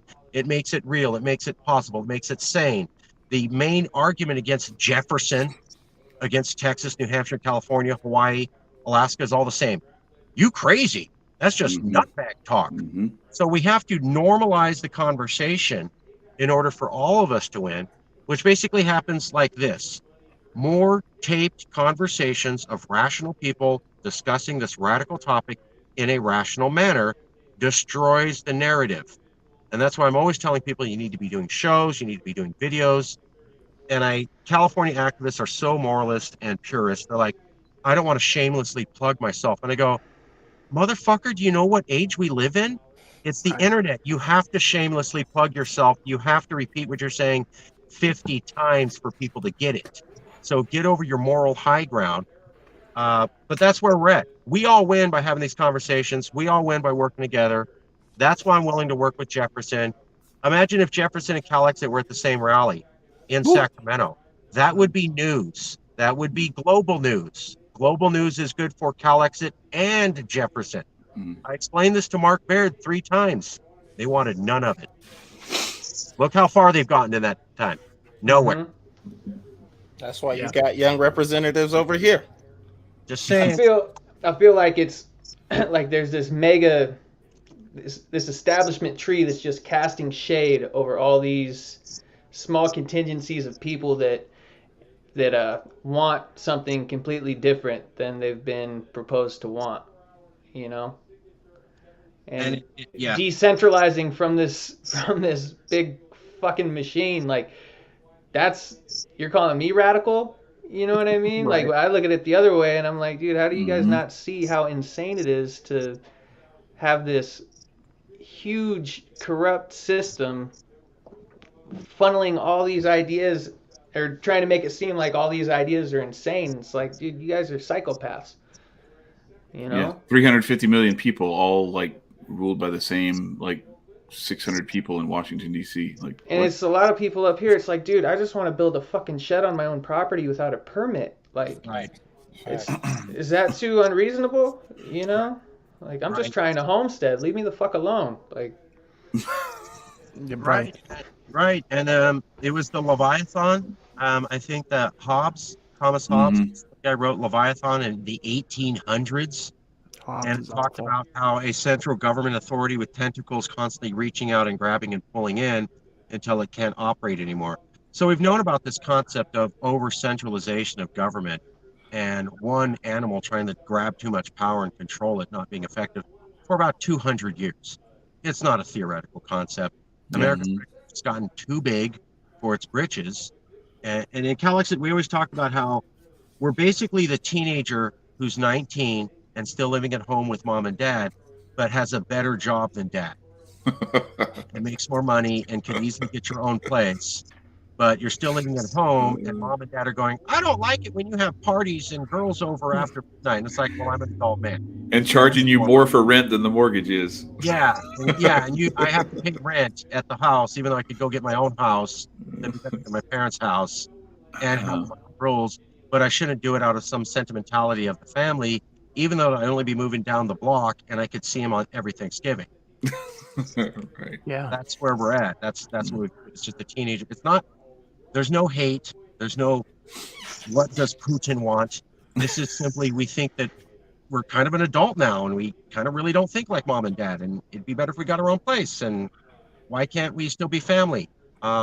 Canada and America have a pretty good relationship, even though they had a war 200 years ago.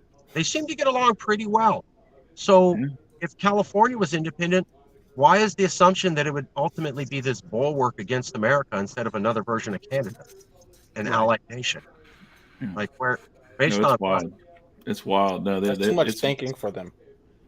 Yes, thank you. Too much thinking. Hey, stop, Nicco. Stop that. Stop that. As Dr. Fauci said, the American people are a free people, but sometimes they need to learn to shut up and do as they're told. Let me publicly say, fuck that dude. Yes, he said that. So that's not misinformation. That's not taking a stance. That's just something he said. Right. Just put it out there. It's just something he said. So again, go ahead, man.